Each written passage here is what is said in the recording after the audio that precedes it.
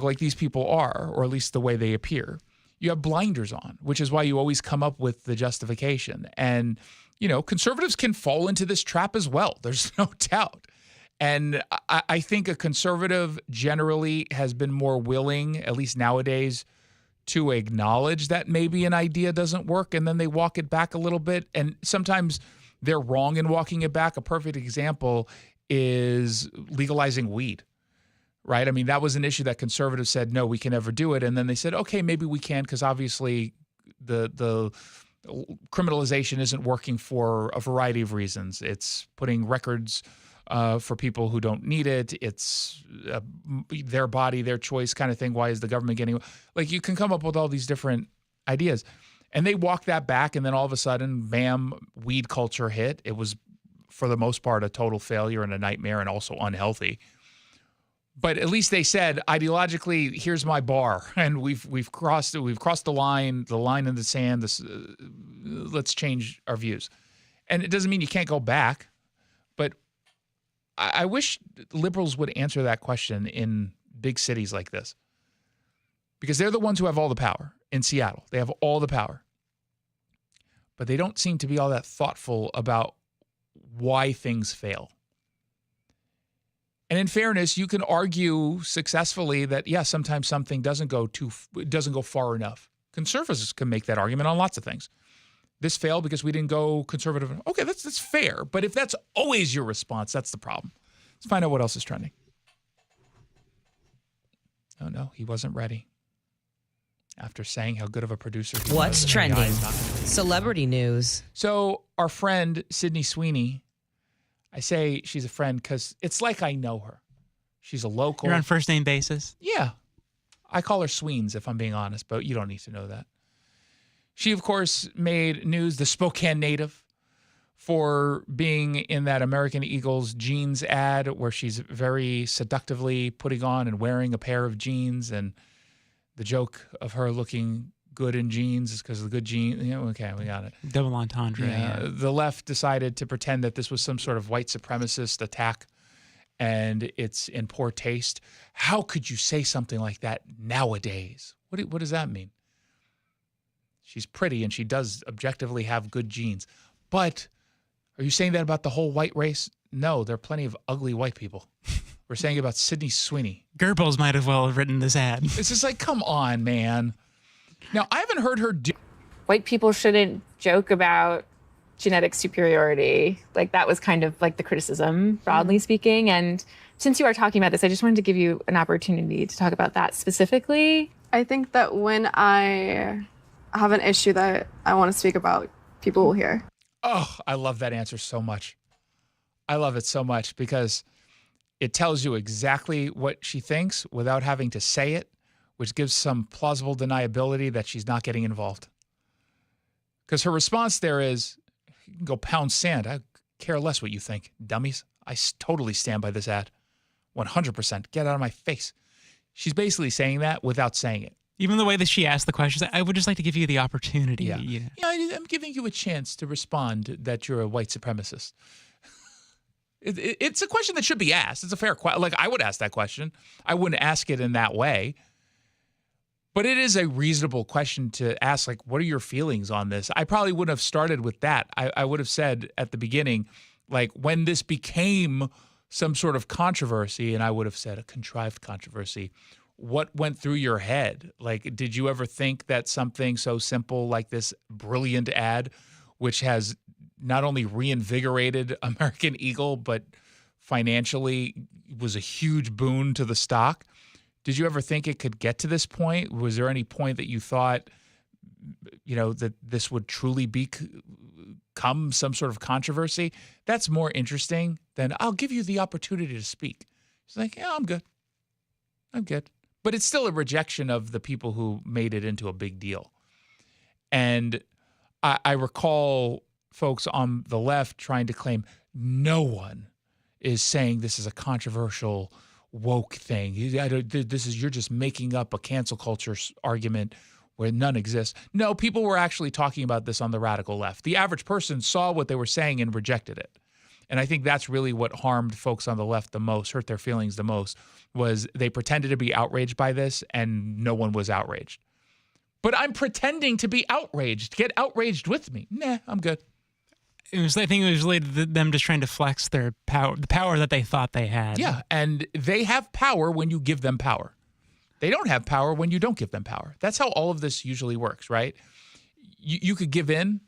You could apologize. You can say this will never happen again. I commit to going to sensitivity training to be more culturally responsive. Like, you can do that, and then they win. Or you can say, nah, we're good. Thanks for your feedback. We'll pretend to take it into consideration next time we do an ad. Oh, no, we got part 3 coming out tomorrow. Hit us up in a week.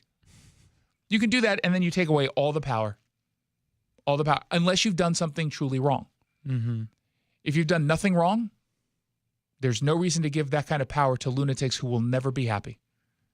And the people who are out there complaining that this was some sort of white supremacy ad, to be clear, to be crystal clear, they are lunatics. Why give them power when, if you apologize, they're going to want something else? And then when you give them whatever else they're asking for, they're going to want something else again. And then every decision you make moving forward will always now have to take into consideration whether or not they're going to be okay with it. And you know what the answer to that question is? They won't be okay with it. Let's find out what else is trending. What's trending? Well, that's ironic. Kansas Attorney General Chris Kobach announced that he's charging the newly elected mayor of Coldwater, Kansas, Jose Caballos. He's being targeted because of the color of his skin. Or no, it turns out that he's not a U.S. citizen, and upon learning he's not a U.S. citizen, they realized that he had been voting for quite some time, and then he became mayor, which I don't think you're allowed to do. I could be wrong.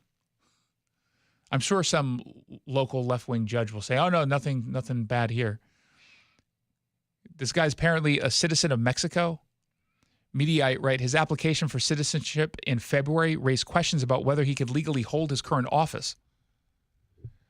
A local attorney, or city attorney, locally of Coldwater, Kansas, spoke with WIBW News. He applied for citizenship in February. So through that, raised the issue of whether he was a legal voter, whether he was a legal candidate for the positions that he's won. Now, here's the interesting part about this, because to me, it's not about fraud as it is about the system allowing for it. Let's just give him the benefit of the doubt that he thought he was allowed to vote and he thought he was allowed to run. And you know why he might think that? Because there's not repercussions. Well, more simple than that. Here's the most basic. Because he voted and because he ran for mayor. And didn't just run, he won. Doesn't that send the message to the individual that you didn't do anything wrong? Should there not be something in place that says, whoa, I'm assuming you're doing this in good faith, but you're not allowed to run, you're not allowed to vote here.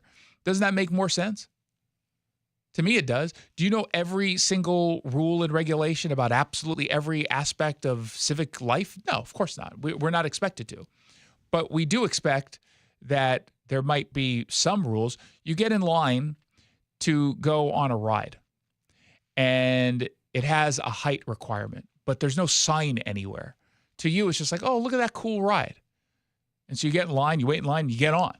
Then you fall out because you're too short.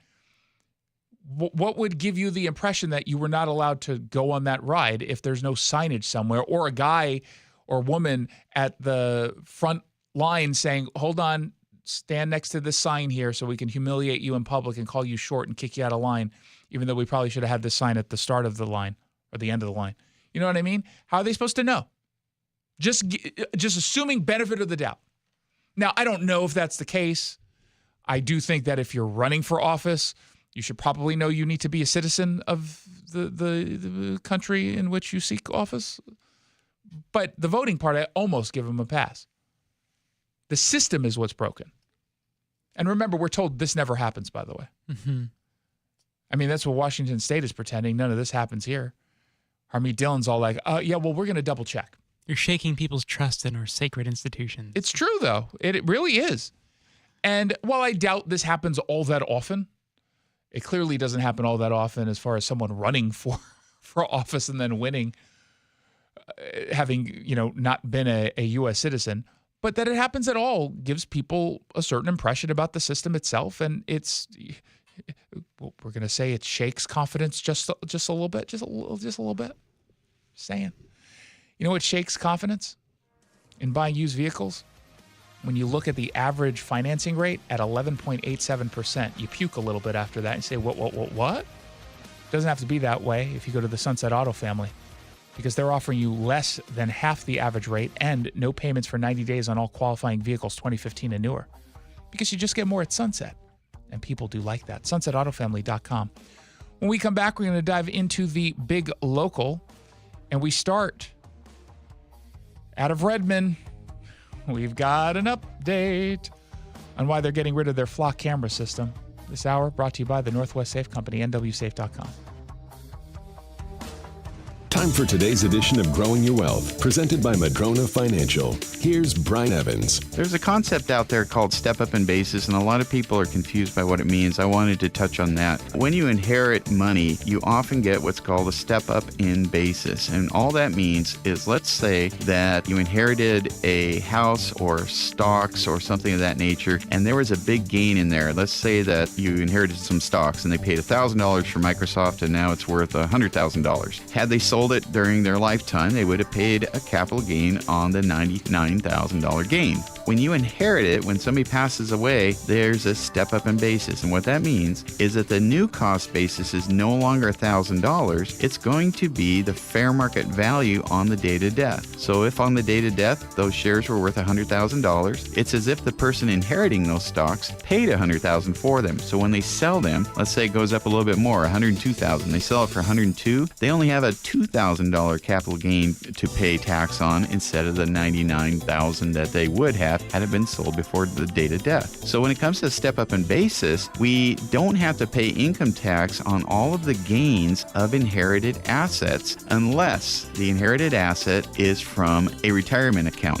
Those have never had taxes paid on them. They do not receive a step up in basis. Annuities do not receive a step up in basis. So there are some assets that don't get this and most assets that do. So when you have the questions about step up in basis, please give us a call. And that was Growing Your Wealth with Brian Evans, Madrona Financial. Investments, retirement, taxes, and legacy. MadronaFinancial.com. Even the mightiest of trees can be blown over if they don't have strong enough roots. The same is true with your investment plan. Can your plan withstand a financial storm? Go to MadronaFinancial.com and click on the Get Started button to request your Rooted Wealth Analysis. You can also click on the chat button and ask us anything. We have a searchable library with answers to your questions. Visit MadronaFinancial.com.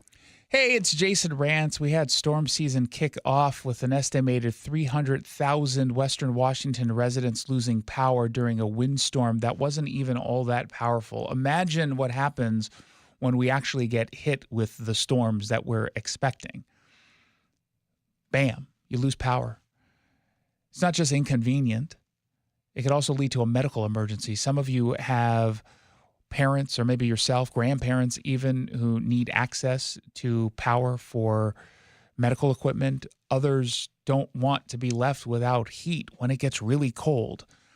The Generator Supercenter of Puget Sound, they want to make sure that you're prepared for that next power outage, because you know that the icy weather, strong winds, storms, everything can hit at any time. Being prepared means less stress. That's how it works. Generator Supercenter of Puget Sound is dedicated to helping keep families comfortable, safe, and prepared with standby power, courtesy of Generac Generators. Their showroom is in Linwood. It's a gorgeous showroom. And when you see the generator, I think you're going to be surprised. I thought it was going to be much bigger than it actually was. And it's sleek, it works, and it's about peace of mind. Give them a call, 360-850-0000, 360-850-0000, or go online, Generator Supercenter of PugetSound.com. They make this as turnkey as humanly possible. Generator Supercenter of PugetSound.com. Hey, can you blow up some balloons for Jack's party? I can't. I'm so congested. You need Sinex Severe from Vicks. Sinex Severe Nasal Spray. Yeah, just Sinex. Breathe. Sinex Severe instantly relieves nasal congestion and works 6 times faster than nasal decongestant tablets. The 12 hours of relief allow you to get back to the moments that matter without congestion. Daddy, we need more balloons. On it. Try Sinex Severe from Vicks. Just Sinex. Breathe. Use as directed. An official message from Medicare.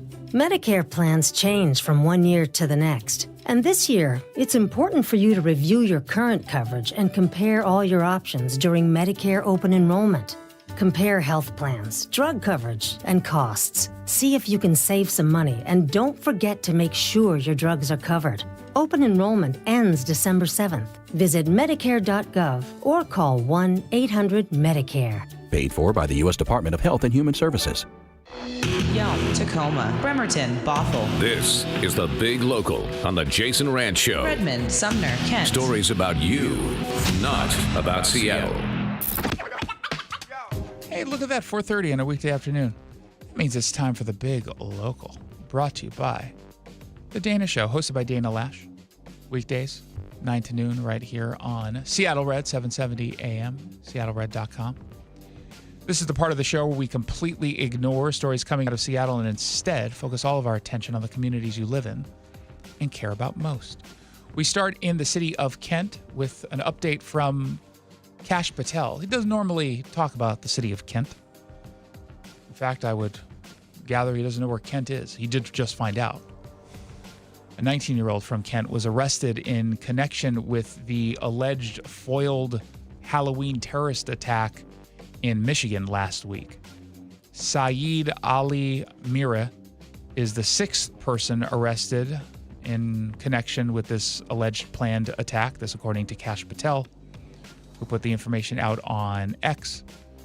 The group was allegedly plotting a violent attack on LGBTQ2IAS++ bars in Detroit. And I imagine immediately there were some liberals who said, phew, conservative terrorists. But then they read the next sentence, inspired by the Islamic State. And then like, oh no. That's awkward. Never mind, we can't talk about it anymore. Stop the tweets, delete the tweets. Don't send them. We can't turn this into some sort of white supremacist thing.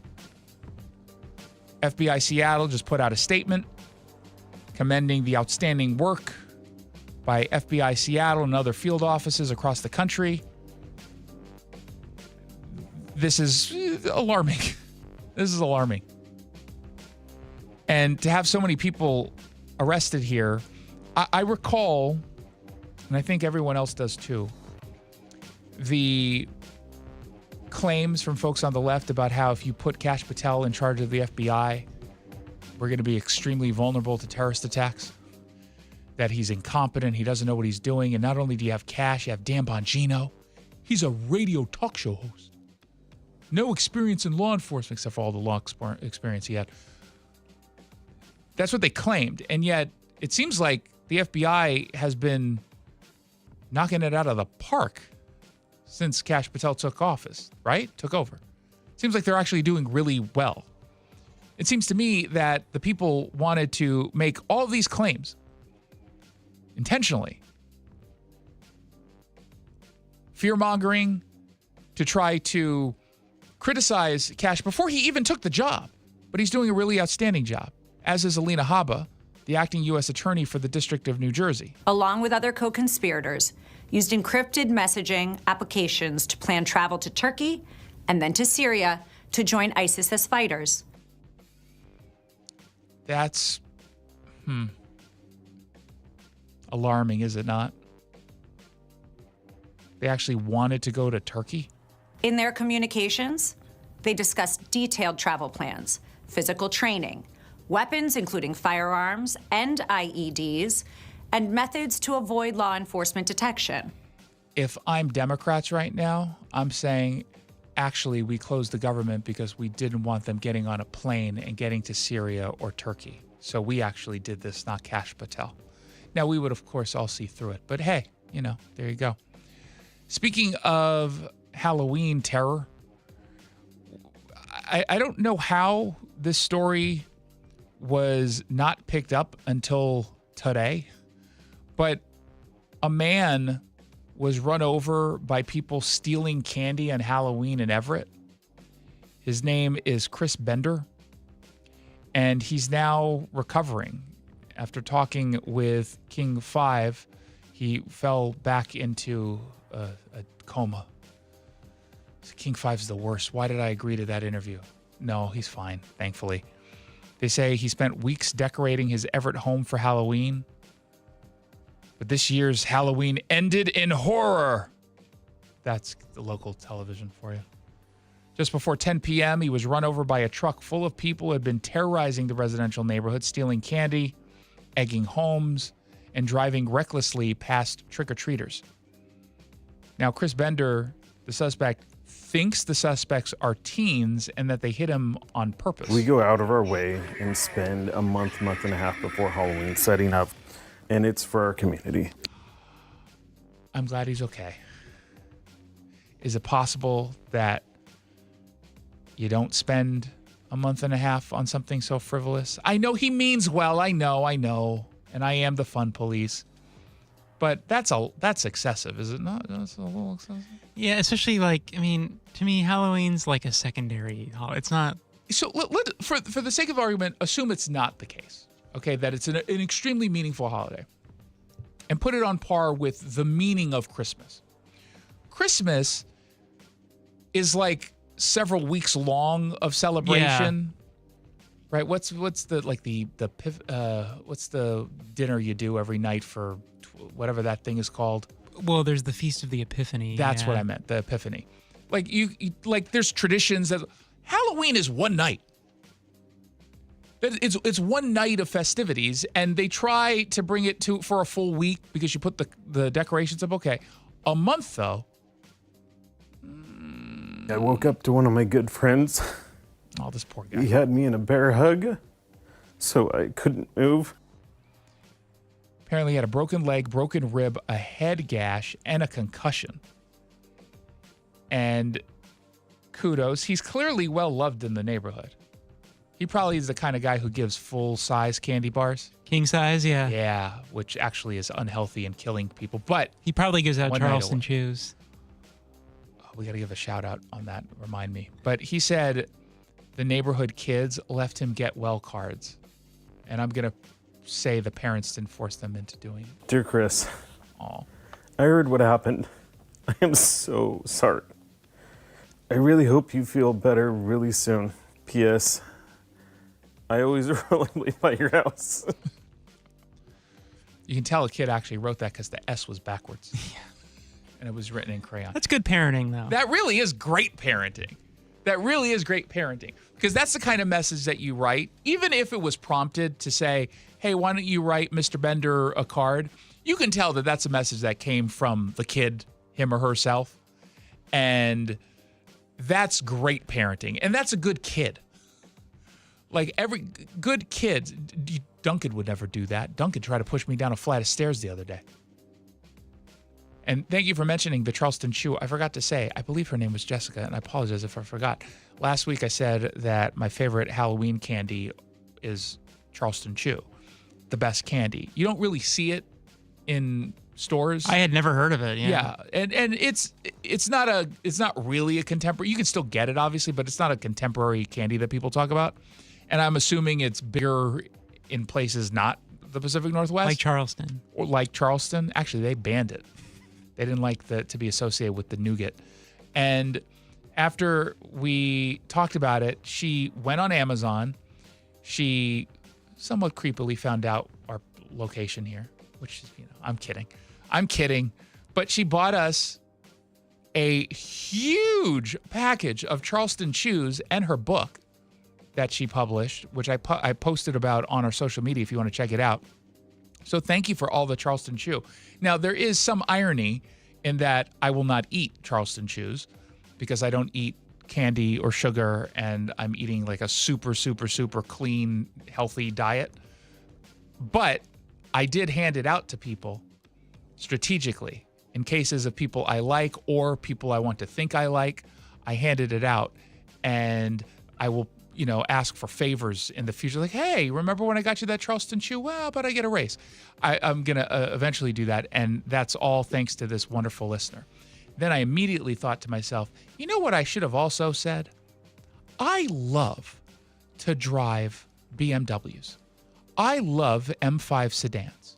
They're amazing. Did you know that's my favorite vehicle? Have you ever been on a private jet? It's my favorite amazing. way of travel is by private jet. And I'm going to New York next week, and I hope I don't get caught up in all the nonsense with the TSA. And I'm just throwing that out there. I should have done that, but now it feels too late. It feels like it would have been organic. But thank you for the candy. And if you too are a listener who wants to give me lots of things, who am I to stop you? Just don't show up, because I don't want to have that interaction. It makes me uncomfortable, and they won't let you in the building anyway. Yeah. Especially if you ask for me. They know I've got a like, target. oh no. They're just like, oh, it finally happened. We've trained for this. We've trained for this day. Finally, we made reference to this yesterday. The Redmond Police Department announced that it is getting rid of its flock camera system, which is an automated license plate reader, because the Redmond City Council decided to support illegal immigrants, and they fear that this can be used to track down people in their city who are living in this country illegally. And they had a meeting. Shut down Flock now. The Flock system is a citizen tracking tool, plain and simple. Okay, Flock you. Someone had to have said that, right? I hope so. Right, someone should have said that to them.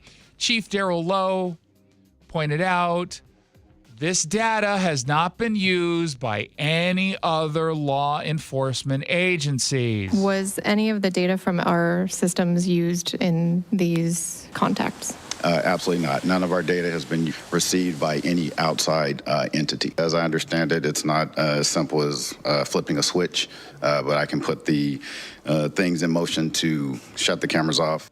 Which is what he ended up doing under pressure from the council. He should not have done that. I'm going to tell him that tomorrow. He's on the show tomorrow. I like Chief Lowe. I think he's a good guy.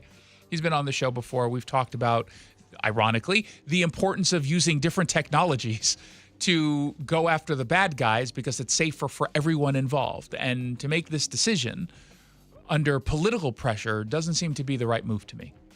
And I'd like to hear directly from him as to why politics should get involved. And I imagine he's going to say something to the tune of, well, we got to, to be an effective police force, we have to have a community on our side, and community members are uncomfortable with this.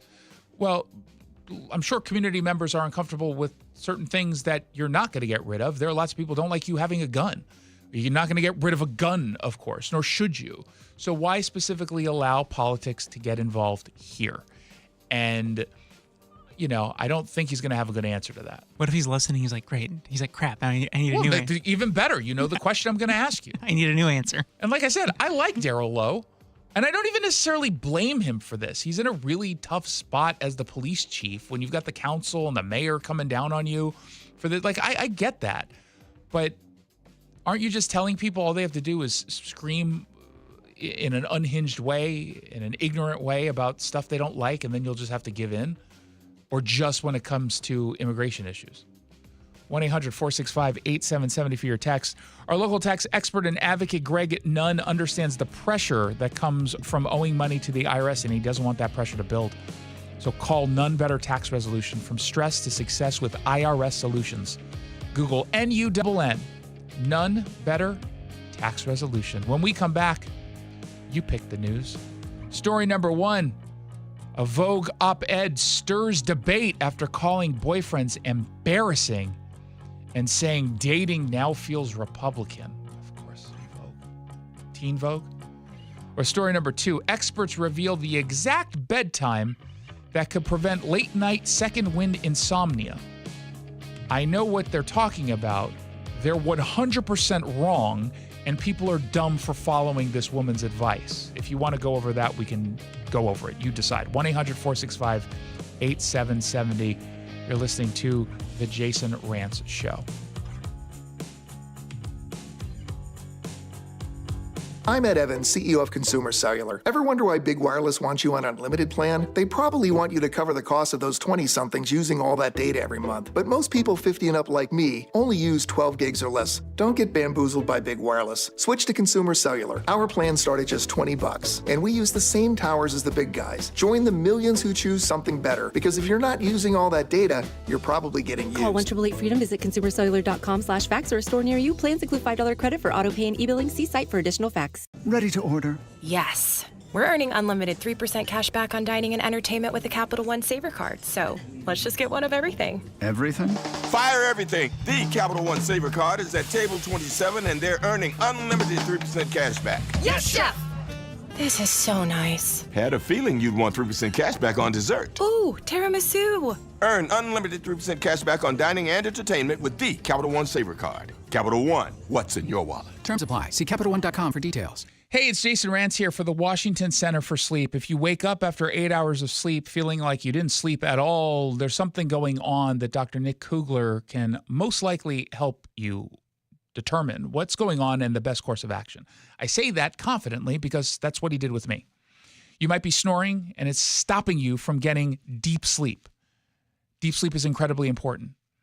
Without deep sleep, the longer you go with it being disrupted, the shorter your lifespan is. That's what the data says. That's what all the science says. Some of you have sleep apnea, you don't even know it. And the good news is right now, because their services are covered by insurance and they're in network with most major medical insurance providers, if you've already hit your deductible, he had 3 patients who were in that position. They did not owe a single dime for their home sleep test, their office visits, or the sleep appliance they ended up getting. So it's basically free. But even patients who haven't hit their deductible, he says a lot of times they're spending less than $500.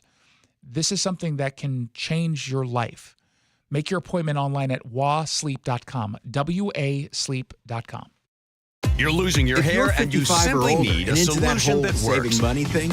T-Mobile has an exclusive phone and internet bundle just for you. Right now, get 2 unlimited phone lines plus 5G home internet for just $30 each per month with autopay, plus taxes and fees. And with 5G home internet, setup is easy with just 1 cord and no technician needed, which is great if you're also into that whole keeping it simple thing. Switch now and experience the best mobile network in the U.S. Visit your local store to start saving. T-Mobile, it's better over here. Based on analysis by Ookla Speed Test Intelligence data Q4 2024 to Q1 2025. Ookla trademarks used under license. Unlimited on our network. Customers on voice plan may notice speeds lower than other customers and further reduction if using more than 50 gigs a month due to data prioritization. Video streams and SD on this plan. Home internet pricing after $20 a monthly bill credit plus $5 per line without autopay. Debit or bank account required. See 5G device coverage and access details at T-Mobile.com. Jason Rantz here with our local tax expert. Voice Bomb, the consumer man here. So, Greg, get organized now with a Medicare Jumpstart Toolkit from the Insurance Commissioner's Shiva program. Not local. Order your free You're copy calling, today getting someone at into Topeka. insurance.wa.gov. Don't quite know what they're doing. 167 express toll lanes now need a flex pass set to HOV mode to ride free. That's a change. Having good to go always costs less than pay by mail. That is not a change. Learn more at goodtogo167.com. Feel that organizations that regularly distribute information about employment opportunities to job applicants or have job applicants to refer. If your organization would like to receive notifications, 770 KTTHCL. You picked the topic on the Jason Rantz Show. Tacoma, Seattle, 94.5 K233 PT Eastwood. Down the computer and there is breaking, and while he figures that out, I'll get on to the news that you said you wanted to talk about. I'm doing the compilation right now of the votes and the story that everyone wants to talk about, actually, thank you, is about sleep. There was a story I saw this morning that caught my attention because obviously, as you heard in the last commercial break, I care deeply about sleep. I'm actually reading a book called Why We Sleep, and it's about the importance of not just sleep, quote unquote, but real restorative deep sleep. You have different cycles of sleep that provide different benefits to your body. And so, I've said many times over the course of the last, 6 months or so that I've adopted a lot of new habits that often get talked about in the world of biohacking, which is just a fancy way of saying you do things where you have more total control over your body, your health, your brain, all that stuff. And sleep is the most important. You can talk to as many experts as you want. You cannot live a truly healthy life if you don't have healthy sleep. So when I saw this article in the Fox News digital department, they said getting to bed at a certain time could help ensure a great night's sleep. I was like, oh, this is great. This sounds great. And there's a woman who they're basing this off of, a TikToker. She's based out of Ontario. She's a naturopathic doctor. And she mentioned something called the second wind theory. And a lot of people now, I guess, are talking about it. And I've heard this theory before. It's kind of interesting, but there's a lot of bunk to it. And I don't know how many people actually realize that.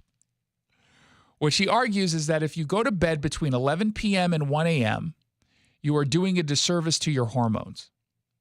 In the evening, cortisol should be at its absolute lowest because it needs to allow melatonin to be at its highest to put you in a deep restorative sleep. Cortisol and melatonin work opposite each other. And that's true, by the way. It's 100% true. She says staying up after 11 triggers an additional spike in cortisol, suppressing the release of melatonin. She says this spike will cause a bout of hypoglycemia in the middle of the night, forcing you to wake up a few hours later. And by the way, there's also absolute truth to this. So the optimal time to go to bed is 10:30 to prevent the second spike. She recommends waking up around 6:30. Now, the concept of a quote-unquote second wind is 100% real. And it's when your body's circadian rhythm are out of sync with the sleep pressure, essentially. But the problem with this advice is that it pretends every single person is exactly the same and has the exact same needs biologically. Now, at a base level, that part's true, that we all have certain, biological needs, like, for example, the need of sleep, restorative sleep. But not everyone is in a position where you have to go to bed by 10:30 in order to be, quote unquote, engaged in healthy sleep. I'll give you an example. I go to bed at 9:30. Other people go to bed at 8. You know what really matters here? It's what's leading up to the bedtime and how you are preparing yourself for bed. We talked a little bit about this, I think, yesterday, where I have special light bulbs in my apartment and glasses that I'll wear that cuts out the blue light because that disrupts your sleep. If you're not sleeping in a room that is completely blacked out dark, you are interrupting your circadian rhythm. If you are, and I mean literally blackout dark, meaning, let's say you have like a humidifier on in your bedroom from one of the little devices and it says, 59% on it of 59% humidity, and that is hurting you when you're going to sleep. If you have a little light on from your alarm clock, you are harming yourself. Your cell phone that turns on, or you looking at your cell phone later at night, it's harming you and your ability to get really good sleep. Let's listen to this doctor. Have you heard of the second wind? Yes, I just Let me explain it to you. I'll use myself as an example because I am definitely feeling the effects of it from last night. Or you're a narcissist and you just want to talk about yourself because I'm a talk show host. Never mind. So if you go to bed between 11 p.m. and 1 a.m., you are doing a disservice to your hormones. Let me explain that deeper. In the evening, cortisol should be at its absolute lowest because it needs to allow melatonin to be at its highest to put you in a deep restorative sleep. Cortisol and melatonin work opposite each other. If you are pushing your body to go to bed past 11 p.m., you're pushing a second or third, fourth, wherever you are in your stress cycle, a spike in cortisol. This depends on how old you are and when you get up in the morning. Again, this is bad advice. It's based in truth, but it's still bad advice. This spike prevents and suppresses melatonin's release. This spike also will cause a bout of hypoglycemia in the middle of the night, forcing you to wake up a few hours later. So the optimal time to go to bed is 10:30 to prevent the second spike and waking up at 6:30. I go to bed at 9:30. I wake up at somewhere between 5 and 5:30 because that works for me and my body and my needs, and I prep well for it. If you're someone who gets 8 hours of sleep, restorative sleep, deep sleep, and you go to bed at 11:30 or midnight, that's okay too. There are some people who are, in fact, capable of doing that, and your age plays a huge factor in what time your body is meant to go to bed. Kids, for example, younger teens, their brains work differently, where 11 p.m. to midnight is when they can healthily go to bed so long as they're getting 8 hours of sleep. The parents who are like, you better get in bed by 9 because they're getting tired and going to bed by 10, that's the wrong thing. That is the wrong thing. Oof. 1-800-465-8770 for your texts. The stock market's on fire, but there's $8 trillion of cash sitting on the sidelines. Investors are scared. They don't know where to go. I know where to go. LegacyG.com. Legacy Group Capital has averaged double-digit returns with zero investor losses for 19 years. LegacyG.com. Jason Rantz here with our local tax expert and advocate, Greg Nunn from None Better Tax Resolution. So, Greg, not all tax resolution companies are the same. There are some that are definitely not local. You're calling, you're getting someone in Topeka. There are others that don't quite know what they're doing even. Well, I tell you, these ads that all of us hear, Fresh Start program, they make it sound so easy, and it's not. People get this idea that you can just barter with the IRS about anything, and that just isn't the case. But they make you feel that way. They make you feel like, hey, man, I can just easy peasy get my taxes written off. No. But they make it sound easy, and they get you in the door typically with a pretty small initial fee, and then maybe you'll get work done or maybe you won't. And I've had several clients actually come to me after going through that process, and they just get no response after a while. They're passed around from person to person. That doesn't happen at my firm. You are familiar with the cases that come in. You're working on them. I'm familiar with every case that comes into our office, and I know what's going on and have the ability to really advise our clients, taxpayers, very well on what to do. We're good at it. Yeah, and things change all the time with the IRS. Oh, things change. I'd like to say almost every week, but that might be overkill. But at least every month, I learn something new. They change policies or procedures, and then, you got to do something different that you used to do one way for a long time. Yeah, it seems almost like a full-time job just tracking the changes. And even in this small little area of IRS niches, if you will, is the resolution. And just that component takes immense amount of time, effort, and hours to keep on top of. And I've been at this now for 12 years. And even after 12 years, I'm still learning things. If you're having trouble with the IRS, then call Greg Nunn. None Better Tax Resolution, from stress to success with IRS Solutions. 425-947-1967 or Google NUNN. None Better Tax Resolution. You're losing your hair and you simply need a solution that works. You want the best. Modern technology, top-rated physicians, something that's guaranteed to work. Guys, you need world-class Dr. Perungo and his team at Advanced Hair. Advanced Hair has completely redefined hair restoration. From the experience itself to their unmatched results. Receding hairline, bald spot, thinning hair, maybe all three like I had. Get your hair back with Advanced Hair's simple one-day treatment that begins to regrow your own natural hair the very next day. Advanced Hair has changed tens of thousands of lives, including mine. And get this, Advanced Hair is once again the winner of the 425 Business of the Year. For your free consultation, call 425-449-8185. Right now, you'll get $250 off and 250 free hair grafts.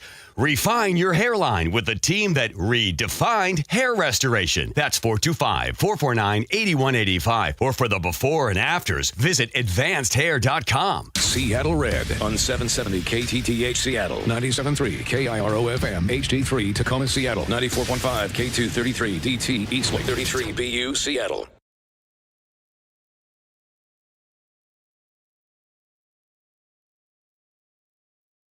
Effect as we're in day 37 of the government shutdown. There are 29 flights here at Newark International Airport that have been canceled. That number could jump to 120 next week and 4,500 flights canceled across the country. The 40 airports affected are expected to be the major ones across the country, impacted by the brunt of fewer air traffic controllers who've been working without pay. Fox's Eric Shawn at Newark Airport. The plan is to phase in cuts of 10% at impacted airports. Airlines have said they're trying to minimize impacts on travelers. Meanwhile, lawmakers are no closer to reaching a deal to end the shutdown.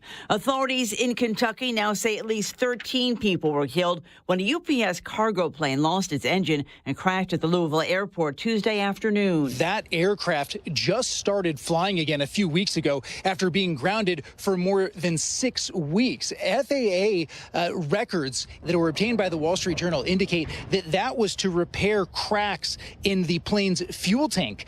Flight records also show the UPS cargo plane takeoff was delayed more than 2 hours on Tuesday for unspecified reasons. Fox's Garrett Tenney in Louisville. Speaking tonight at a White House dinner for Central Asian countries, President Trump announced an addition to the peace agreement in the Middle East. A tremendous country with a tremendous leader has officially joined the Abraham Accords, and I just want to thank you, Mr. President. It's a great honor. The president of Kazakhstan. The move is largely symbolic as Kazakhstan has had diplomatic relations with Israel since 1992. Senate Republicans have voted down legislation that would have put a check on President Trump's ability to launch an attack on Venezuela. America is listening to Fox News.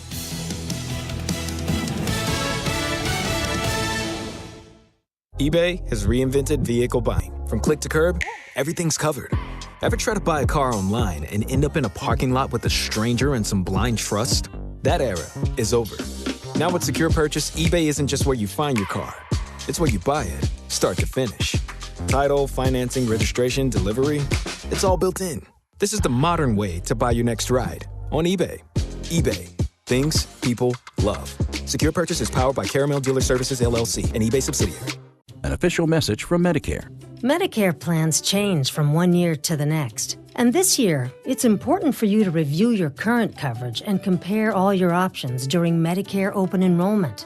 Compare health plans, drug coverage, and costs. See if you can save some money, and don't forget to make sure your drugs are covered. Open enrollment ends December 7th. Visit Medicare.gov or call 1-800-MEDICARE. Paid for by the U.S. Department of Health and Human Services. The yellow light! God, I'm walking here!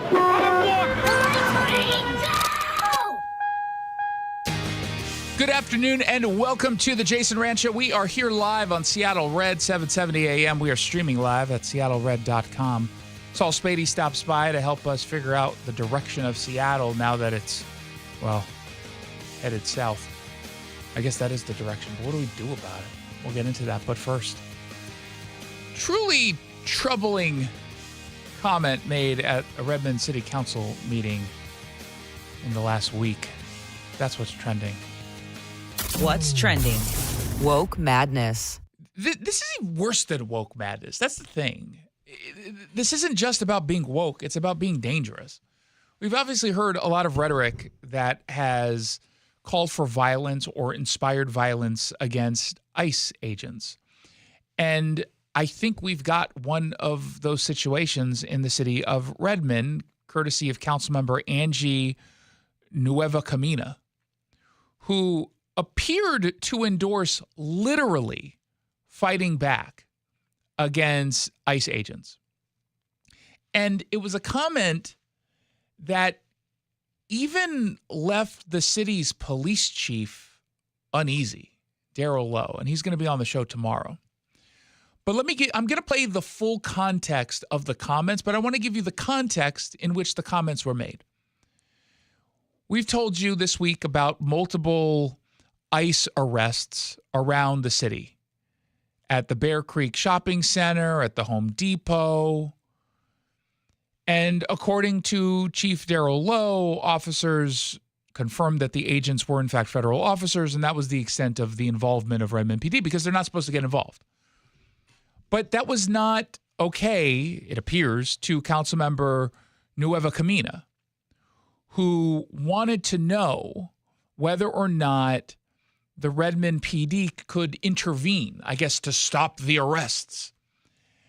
And that's, of course, a position that the chief knew is absurd. No, dummy, we can't get involved in that. You know that. We're not going to go in and say, halt there, you may not enforce federal law. That's obviously illegal.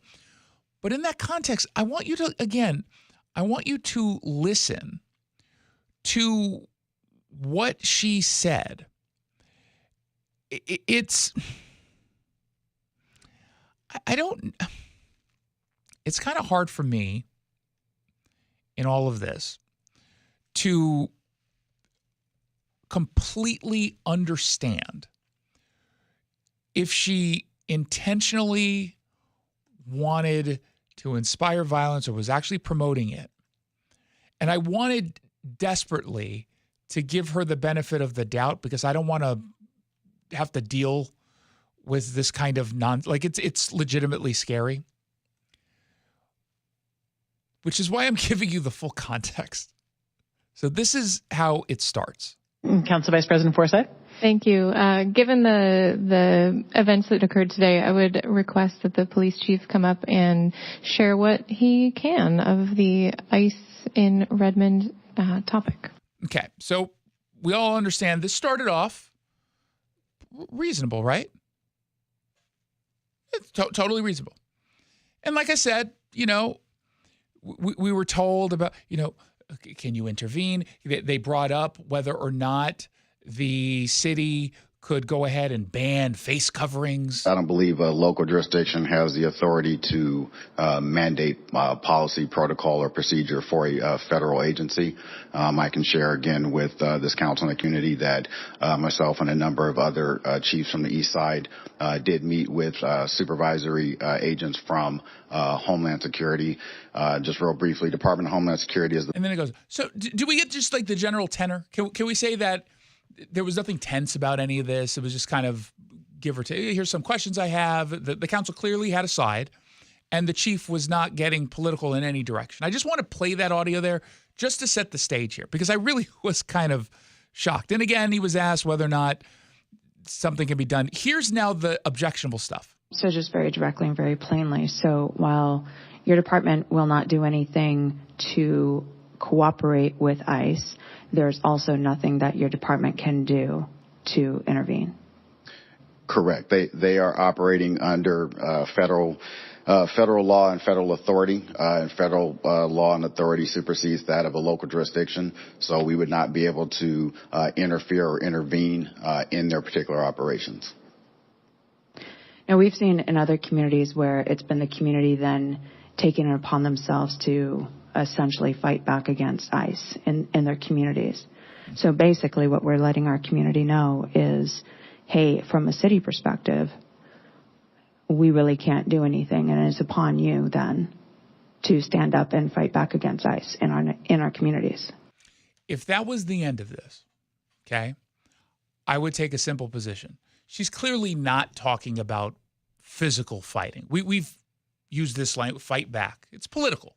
Fight back politically. That's, I think, the context, okay? Here's why I don't think that's what she meant. Listen to first how Chief Lowe responds, and then listen to her response. The language here is really important. I can't support or advocate for that. We are here to keep the peace.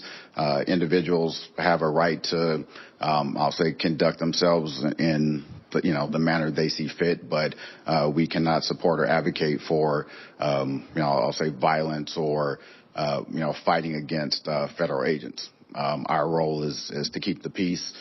Okay, our role is to keep the peace. Now, he clearly, obviously took this as a literal call for violence, right? Now, if your intent was not a call for violence, what would your response be to Chief Lowe? Like, whoa, yeah. So I just meant slow down. Rhetorically, not literally. I want everyone to know, because I know the conversation about rhetoric in this. Like, I just want everyone to, that's not what I meant. Okay, this is, however, how she responds. Listen to this. But the peace has already been broken, Chief.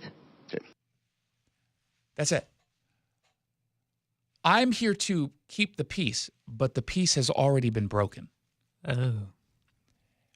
I can't give her the benefit of the doubt and say she did not intend to call for violence. I reached out to her today. We talked about this yesterday. Like, I want to give her some time, and I'll check to see if she responded while we were doing this segment right now. Because during the commercial break, no response. None. Can someone reasonably say, based on that context, that she did not intend to call for violence? And what's so sad and frankly sickening, but also not shocking, is that this story has been covered in local media within the last 24 hours.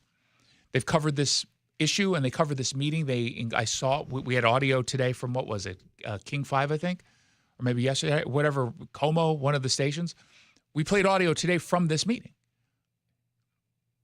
And we did that yesterday as well. Reporters watched the video and did not think that this was worthy of attention. They heard what it is she said. They heard the chief respond by saying, no, I totally reject that call for violence. And then you heard her double down and say, but the peace has already been broken. So justify this language to me. Tell me I'm wrong here. Tell me that my interpretation is just that. It's a misinterpretation. I don't know if I can. Right? And believe me, I was looking for a reason to say, okay, relax, because I don't like it when people make a big deal out of something that obviously in context is not inappropriate. We shouldn't be doing that to the liberals. They shouldn't be doing it to the conservatives. I'm at a loss for words to explain this in that context as not meaning violence. And when I asked her to explain just the context here, including why did you choose not to correct the chief's misinterpretation, if that's in fact what it was, I don't think it was a misinterpretation. I think that's exactly what she meant. And I gave other people access to the video. I was like, watch this. Am I crazy? And even they're like, well, no, I think you're right. I mean, she's got an easy out. She can always just say, no, obviously that's not what I meant, even with the context, which is why I gave her some time to respond. So I'm in I legitimately think that's what she meant camp. And that's disgusting. Again, that's Councilmember Nueva Camina. This is something that should be condemned by every single media outlet, which is precisely why they're going to completely ignore it and why they have completely ignored it. But you can't ignore it on video. You can't ignore it that way. I was legitimately shocked. How often do I get shocked at things like that? Never? Yeah. Right? Like I have a really high, I was like, did she really just say that? It was the follow-up. She should be mad that Chief Lowe said anything. She should have just stormed out and the whole story would have been gone. Because this would not have caught my attention had it not been the context. We'll have the video up and the story up at seattlered.com in the morning. Let's find out what else is trending. What's trending? The economy. So U.S. companies today announced the most October job cuts in over 20 years. And I saw some folks on X who clearly did not read the Bloomberg report that they were linking to, and they were pretending that this is somehow Donald Trump's doing. The kind of Pramila Jayapal style tweets. They take a screenshot of the headline, post it, and say, Trump did this. This is Trump's economy, ladies and gentlemen. Trump is destroying business. He's destroying jobs. He wants people to suffer. #tariffs suck. But they don't actually give you the link. And even if they did, it wouldn't matter because the intent is just to see that kind of tweet and then move forward. Do you know why we saw all these job cuts? 2 letters. AI. Exactly. That's why. And it says it literally in the first sentence. And yet people are blaming this on Trump. U.S. companies announced the most job cuts for any October in more than 2 decades as artificial intelligence reshapes industries and cost-cutting accelerates. That's according to data from the firm Challenger Gray and Christmas. You would think that they'd have more cheery outlooks, but no. Bloomberg Reporter Julia Fanzeris continues. Companies announced 153,000 plus job cuts last month, almost triple the number during the same month last year, and driven by the technology and warehousing sectors. Again, AI is being driven by technology and warehousing. That makes total sense because the tech is taking tech jobs and automation is taking out the warehousing jobs.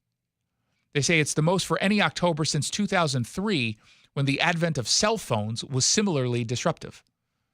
So they're comparing it to disruptive technology. Cell phones come out, it makes life a lot easier. It ended up cutting jobs. That's how technology works. Technology advancements usually work in that way. And it's not always immediate when we see that kind of push. And AI, to be clear, has been around for a while. We're now just really, really, really leaning in and pouring gasoline on the AI innovation explosion. What's the big reason behind that? It's not actually what people think. It's not just to cost cut and be more efficient. Do you know what the reason is why all of a sudden we're putting this kind of attention on AI? One word, it's a country. China. Yep, China. That's the one reason why we're doing this to the degree that we are. If China wasn't there also doing this, the kind of AI expansion, there might be a little less economic pressure to do so because we are in an economic arms race, if you will, an AI arms race with China. We want to make sure that we defeat them. But let's say that that didn't exist. You'd still get us accelerating in this direction because you had activists who demanded $100 an hour, give us a living wage, whatever, but give us less work. Well, yeah, now you're going to look for businesses to find a way to make reasonable cuts. They say in this report, some industries are correcting after the hiring boom of the pandemic, but this comes as AI adoption, softening consumer and corporate spending, and rising costs drive belt tightening and hiring freezes.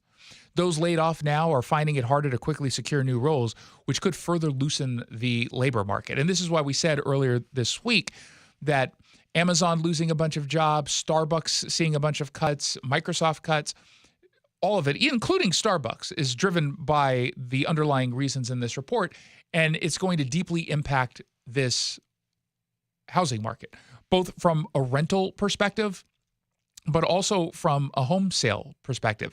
And to that end, we got a new report coming out from the Northwest Multiple Listing Service, the NWMLS. We've got the story up at seattlered.com. What's going on at the same time is all this mortgage rates are starting to come down. And at the same time, you saw listings last month, October, going up a little bit, but the housing market is kind of a mess right now locally. Sales fell 4% last month, year over year, despite the fact that the mortgage rates are coming down. Granted, they're lower now than they were last month, but they were coming down last month, and you had more homes being listed. The actual number of homes on the market is pretty, significant in this region. The prices are starting to come down a little bit, which is obviously good news, but a lot of that is driven by the fact that usually when mortgage rates go down, you'll see an uptick in the price of homes when you're in a healthy housing market because people realize that they're not spending as much monthly on money that's not actually going to the home. It's going to them. I mean, that's the camp I'm in. I refuse to get a home loan at like 7% mortgage rate, right? That's insane to me. But as that number comes down, generally the housing costs go up a little bit because the homeowner understands the way decisions are made here. The median home price statewide went down 1.5% to $640,000. It's still up from September, but it's down year over year. And King County is still the highest in the state. The two counties that are second and third highest, one is surprising. Which one do you think is the surprising one? San Juan is the one that's second, which makes sense because of the island life. Snohomish County is third highest. But they say rural areas like Ferry and Columbia were the most affordable because then you have to live in very rural areas, which is not the right move for a lot of people. They've got prices that I would literally kill you for, Jackson. I would kill you to get some of the homes I'm looking at for well, that's not saying that. $250,000. You'd kill yourself for that deal. Yeah. And you wouldn't even get to enjoy it. But despite the boost in listings, we're about 19,000 homes for sale across the state. The affordability issue is real. And Steve Bourassa, the director of the Washington Center for Real Estate Research at the UW, said, don't read too much into a single month's improvement, saying it would be overreaching to attribute the latest month-over-month changes to lower interest rates. 1 month of data does not constitute a trend. Thurston, Snohomish, and Jefferson County saw the biggest increases in available homes. They saw jumps of 49%, 42%, and 37%, respectively. Property showings fell 11% from September. And it shows that perhaps buyers are still a little bit hesitant to jump in, and that's most likely due to some uncertainty economically. We continue to see that kind of concern. And I've been seeing a lot of reporting essentially saying people are not ready to jump in to take advantage of any potential deals because of that uncertainty. Now, people who are astute to the market, because I've talked to a few real estate agents who say, well, in fairness, naturally around this time of year, you start to see homes go, like the housing boom when you're going to buy in a year is usually during spring and summer. And during the winter, fall months, it starts to slow down pretty dramatically, which is also a good opportunity to purchase because you can get some really good deals, especially if you're buying from some developers who basically want to get the properties off of their books before the end of the year. So there's some opportunities out there, but there's a lot of uncertainty. And a lot of that uncertainty is because, at least locally, I think, is driven in large part by the poor economic conditions with all of these layoffs happening. And the reason why you're going to start to see even more properties going onto the market, I think people are going to look to downsize. If they lost their, six-figure job at Amazon, mid-six-figure job at Amazon, and now you heard in that report, it's going to be harder to find a new job because of AI, they're going to downsize, they're going to move outside of the state, or they're going to move outside of Western Washington to go to places that are a lot cheaper. If they're not able to find a new job relatively quickly, there's going to be a lot of pain. There's going to be some opportunity for people who are in a financial position, I think, to take advantage. Whenever there is, let's say a stock market crash happens, a recession happens, a lot of people get very wealthy during that. Why? Like The Big Short. Yeah, but why do they get wealthy during a recession? They take advantage of vulnerabilities that maybe others are either too scared to take advantage of, or because they've been hurt so much financially that they're unwilling to take any risks. But recessions or any kind of downturn, and this is the truth of property, is a really, really, really great home in a great location, a nice lot size, all the luxury upgrades and updates to the home.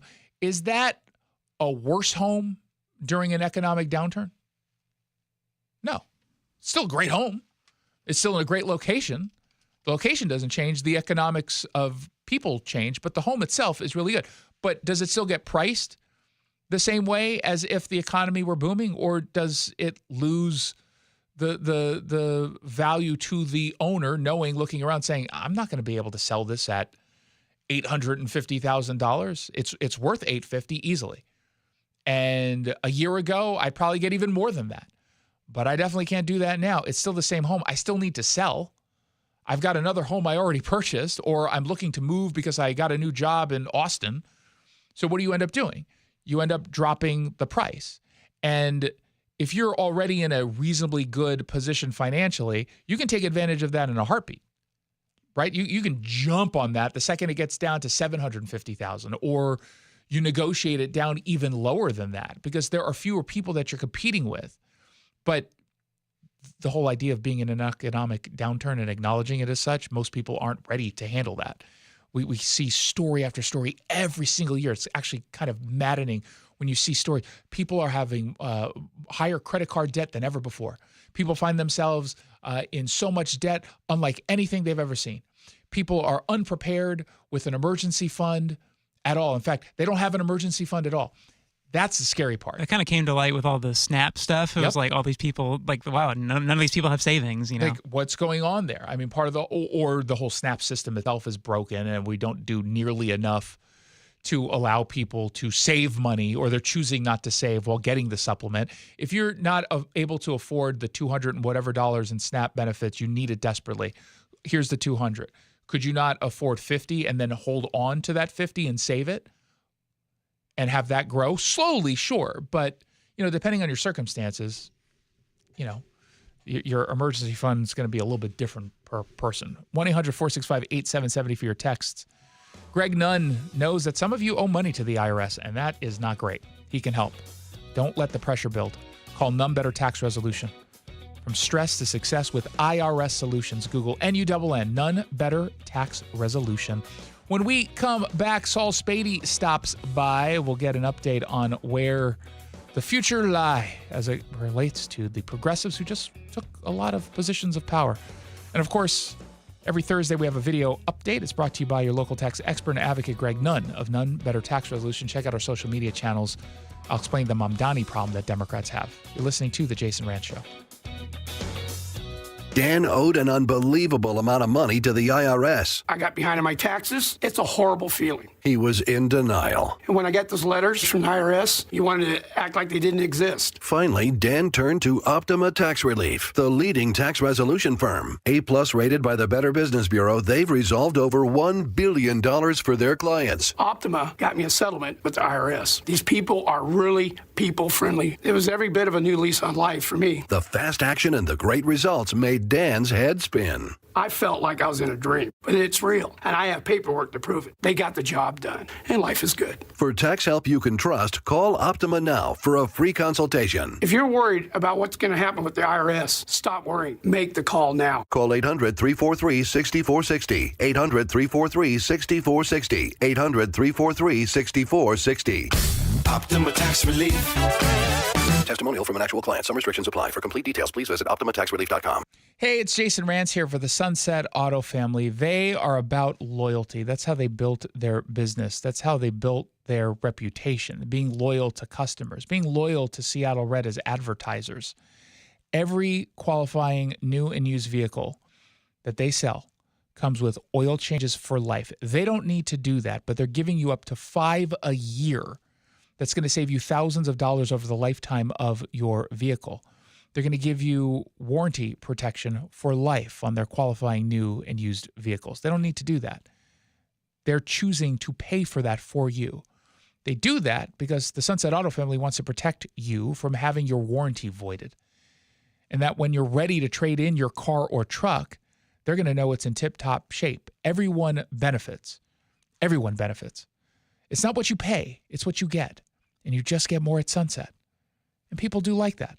SunsetAutoFamily.com. Time is running out to save 20% during the Bob's Heating preseason furnace sale. Now through the end of the month, save big on home comfort systems, generators, water heaters, and more. Plus, take advantage of 12-month interest-free financing and get your home winter ready before the chilly season starts. Trust the team voted best in the Pacific Northwest to be your dedicated home comfort company. Call Bob's today. Bob's Heating and Air Conditioning. Call Bob. Cold is leaking and rats are moving and mold is creeping and water seeping in. It's hard to be a homeowner, we know. Without American Crawl Space and Pest Services, it is hard to be a homeowner. Dave Ross here. American Crawl are the heroes to call for insulation and pest issues because in addition to their great reviews and decades of experience, they also give out the most PSE insulation rebates of any insulation company in the state. American Crawl, the heroes you call. Get your free inspection at AmericanCrawl.com. Health insurance is broken, but it doesn't have to be. That's why Scan Health Plan was founded as a nonprofit, so we can create Medicare Advantage plans that focus on the real needs of seniors. We've been people first since 1977, and we're here to make Medicare work hard for you, because you deserve more than a broken system. You deserve a plan that fights for you. Visit scandifference.org to learn more. Scan Health Plan is an HMO plan with a Medicare contract. Enrollment in Scan Health Plan depends on contract renewal.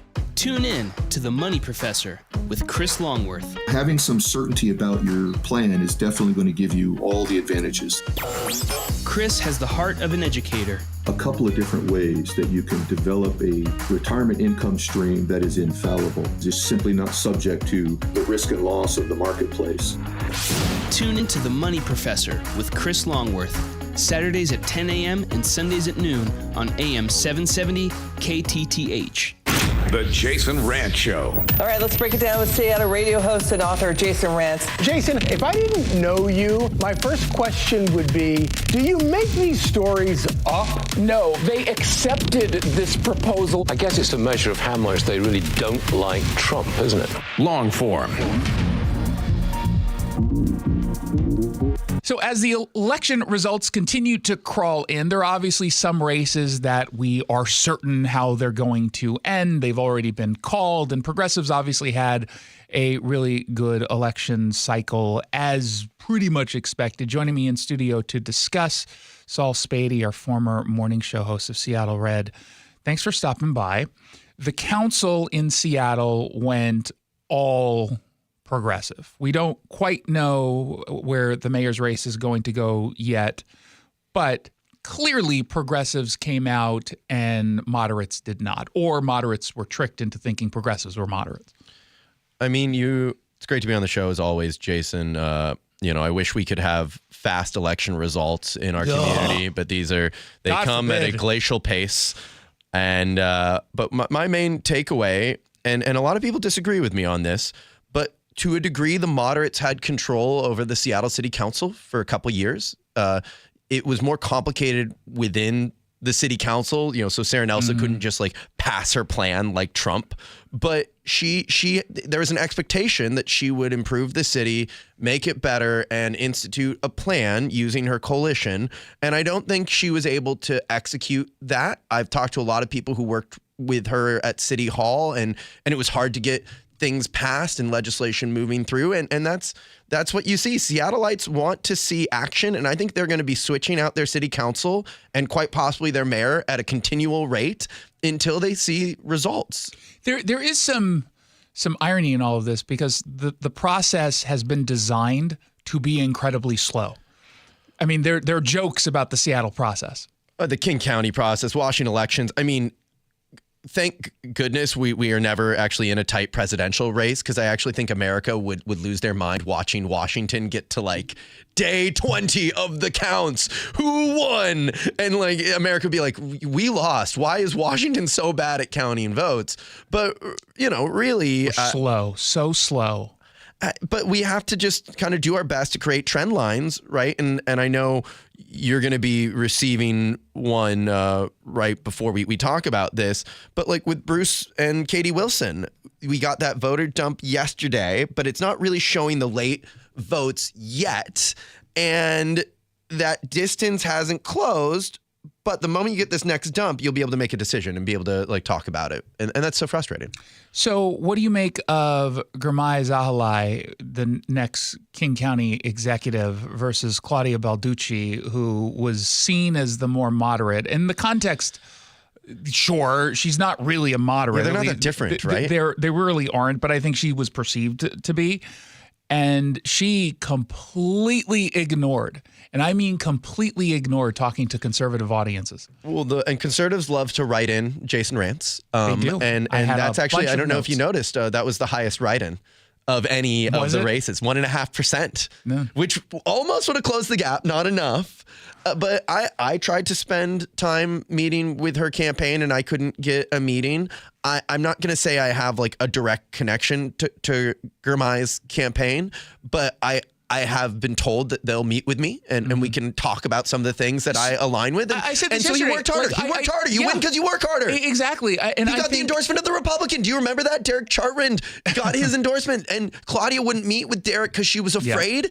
Yeah. At no point he knew who he was. He wasn't going to be labeled a Republican. Had we reached out, I think he would come on the show. I just didn't want to reach out because I didn't really have anything to talk to him about. Claudia is an interesting one because not only did my producer reach out, but I reached out to her as well. Silence. And you know what? You get what you give, and you gave very little to conservatives, which is ironic. I understand why maybe Seattle folks don't want to talk to conservatives, although we'll note, of course, Bruce Harrell Bruce came on your show. Katie Bruce Wilson took came my on call 2 times. So, they're wise enough to understand that we've got some influence. But In King County, we have considerably more influence.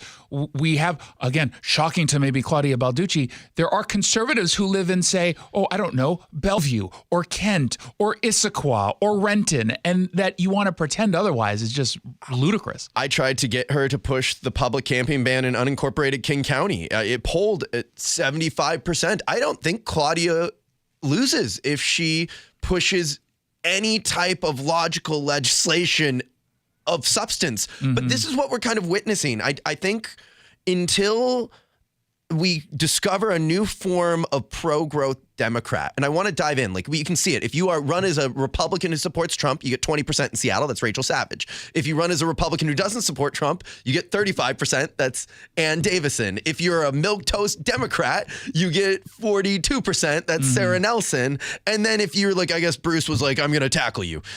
Like, and I'm a boy from Seattle. I'm a Seattle kid. Yeah, we got him, man. Yeah, we got our guy. We got our man. But at least he answers our phone calls. Like, I really can't. Well, now he did. He started within the last few weeks. That's the other issue that people, and we've talked about this on air, so I'm not talking out of school.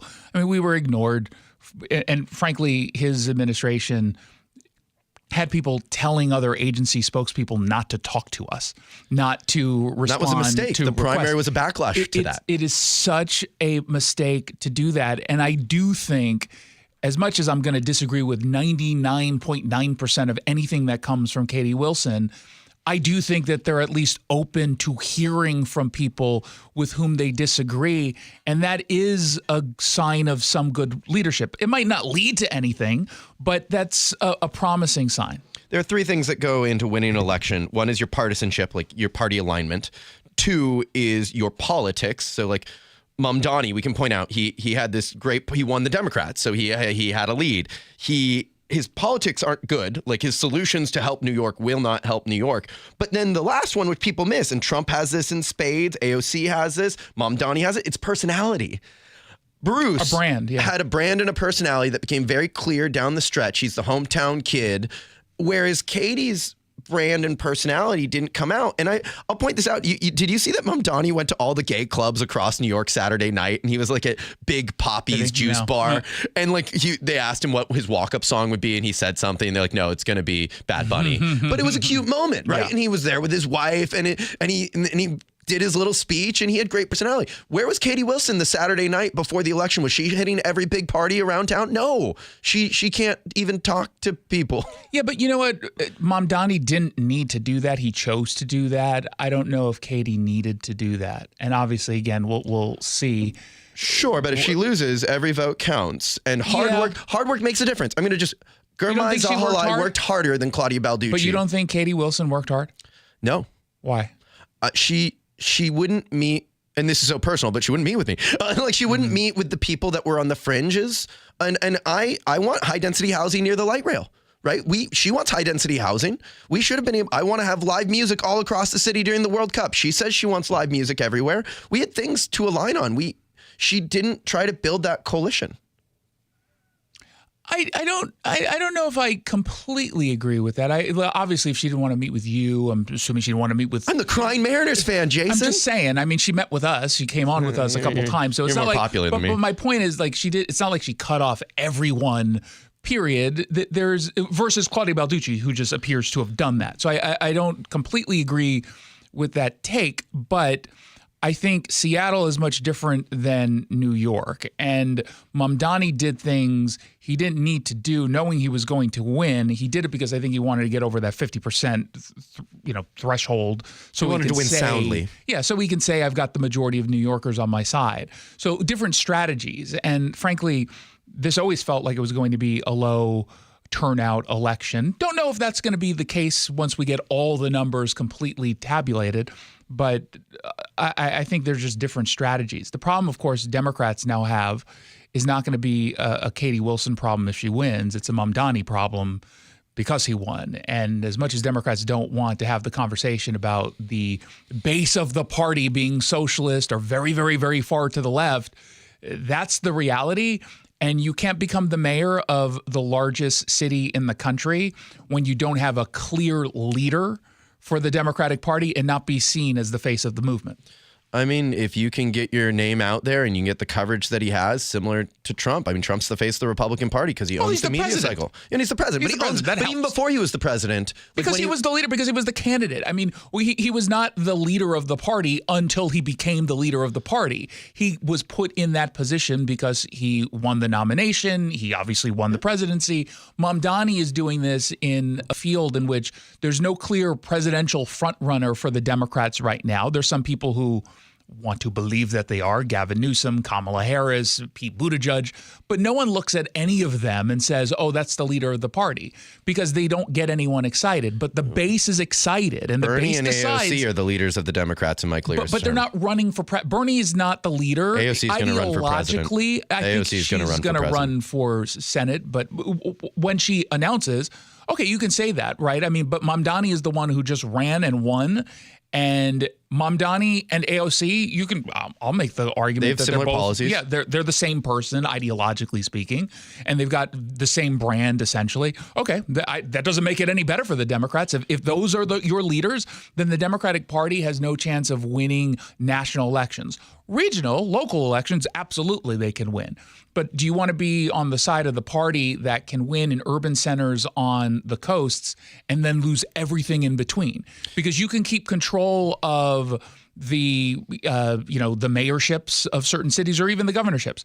You're not winning Senate control if you are that party. It's why I call myself a Cascade Democrat, and I'm defining what that is because, the Republicans can't win in our cities. Right now, that's very, very clear, like Rachel Savage, big cities like Seattle. And this is where I live. I want to fix the addiction crisis in Seattle. I want high density housing built by private developers. I want kind of what that abundance Democrat message is, but there is no party for that. Mm-hmm. And for what it's worth, the Democrats are going to be in a pitched battle because people like me see the blood in the water. We want to fix our cities. And I don't think Mamdani has a solution to help the addiction crisis, to help the cost of living crisis. He's going to lead $1.50 pizza to $3 or $4 anyway, pizza if he does anything. Yeah, and so, but I think we have to take a clear stand. Trump is not going to get a third term. What is the solution post-Trump? How do we make our cities better? And whoever can define that in the next couple elections is going to make some progress, or you're going to see the Democrats dissolve into Democratic Socialists, and I don't know what happens. Well, Republicans win more national elections is what happens, and that's good news, certainly from my perspective. So you go, Mamdani. Take it. Take it and run. You go, Seattle. These election results, maybe we can go count them quicker. We'll be back tomorrow talking about it again because we won't know the answer. But I think what we see is that the Democrats' brand, legacy Democrats, are struggling really hard to create a message of why they can beat Democratic Socialists. And until a better policy point comes up, Democratic Socialists are going to win these cities and kind of run them into the ground. And that sucks. It sucks in the short term. Long term, though, it does end up killing the movement. Mamdani has so little room for failure, right, that the second it fails, and I mean the second it fails, whatever we want to define as failure is going to end the movement as we know it. No one's going to want you chose the wrong city to do this experiment on in a big way. Well, the world is watching. The world is indeed watching. That's Saul Spady. You can check him out on Twitter and Facebook. At Saul Spady. Yeah. Just go to Saul Spady. I'm Jason Rantz. When we come back, we're going to dive into some quick hits. Remember 2020? How could we forget? Well, you weren't in your cars until you were again. And during all of that, with all the lockdowns, you might have missed regular maintenance, and skipping those services might have wrecked your vehicle's warranty. So the Sunset Auto family is offering complimentary warranty health checks. They check to see whether or not your coverage is shaky, and if it is, they'll get you out of that car and truck and into something better with warranty protection for life. Let's talk about your hair. Well, maybe after we talk about my hair. I've got great hair, as you know, and it's because of Advanced Hair. Yep, Advanced Hair Restoration. Their simple one-day treatment offers life-changing results that I can attest to. Guys, it's not magic, but it's close to it. They put hair where you need it most, and bam, it grows. It's actual science. Advanced Hair has top-rated physicians, modern technology, and best of all, you get your very own natural hair that begins to regrow the very next day. It's even guaranteed to grow for life. So schedule your free consultation now at 425-449-8185. Mention Curly to qualify for $250 off and $250 free hair hair grafts. It's a limited time offer. Advanced Hair, the winner of the 425 Business of the Year, and the team that gave me my hair back. More importantly, they'll do the same for you, guaranteed. 425-449-8185 or advancedhair.com. Hey, it's Jason Rantz. If you are unlucky and get injured in a car accident, become victim to some pretty bad driving from someone else now that it's dark so much earlier, it's wet, it's windy, it's messy out there, and accidents happen. And if you are in one of them, do not take on an insurance company yourself. Protect yourself with the Herald Car Law offices. Here's why you should call Car Law immediately after an accident. They're going to give you a checklist of what's most important during all this. Of course, the top of the list is your health and recovery. But it's beyond that they go, because they obviously want to make sure that you're taken care of. They deal with the insurance company on your behalf.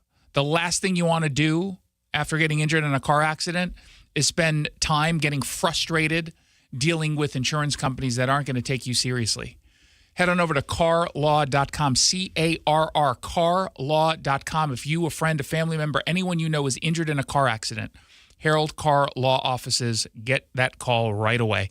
That phone call will save you time, money, and a whole lot of stress. carlaw.com, C-A-R-R, carlaw.com. $5,000. That's the average amount of money people in the U.S. are now spending on gas in a year. $5,000. That's crazy. If you drive, you have to download Upside, the free app that gives you cash back every time you get gas. That's right. You can earn real cash back with Upside just by buying the gas you're already buying. You can literally start earning cash back today. I use Upside every time I fill up, and I've already made around $300. You're putting gas in your car anyway. Why not get real cash back? If you like free money, download Upside. I'm saving the cash I earn from using Upside to help pay for a vacation later this year. Download the free Upside app now to earn cash back every time you buy gas. Use promo code BOOST25 to get an extra 25 cents per gallon on your first tank. You can cash out anytime right to your bank, PayPal, or a gift card for Amazon and other brands. Just download the free Upside app and use promo code BOOST25 for a 25 cents per gallon bonus on your first tank. That's code BOOST25 for a 25 cents per gallon bonus. Jason Rantz here with our local tax expert and advocate, Greg Nunn from None Better Tax Resolution. So you and I have talked before about the folks who think they can do this themselves. And again, I imagine there are a lot of people who are saying, well, new administration, fewer staff members, now I truly can get it done. Really, in this situation, I do feel really bad for the taxpayer, because here you're getting a notice. You call the IRS, you're going to be on hold for 45 minutes to an hour. And so getting through is going to be more difficult. And when you do get through, you're going to be talking to people that are not as well trained as they have been in the past. Which makes it even easier for them to take advantage, even if it's not intended, against the person who owes taxes. I've heard it said that they just will make up something because they want to respond to the taxpayer. And people are going to get some really bad information, and they're not going to know. If you're having trouble with the IRS, call Greg Nunn, None Better Tax Resolution, 425-947-1967, or Google NUNN, None Better Tax Resolution.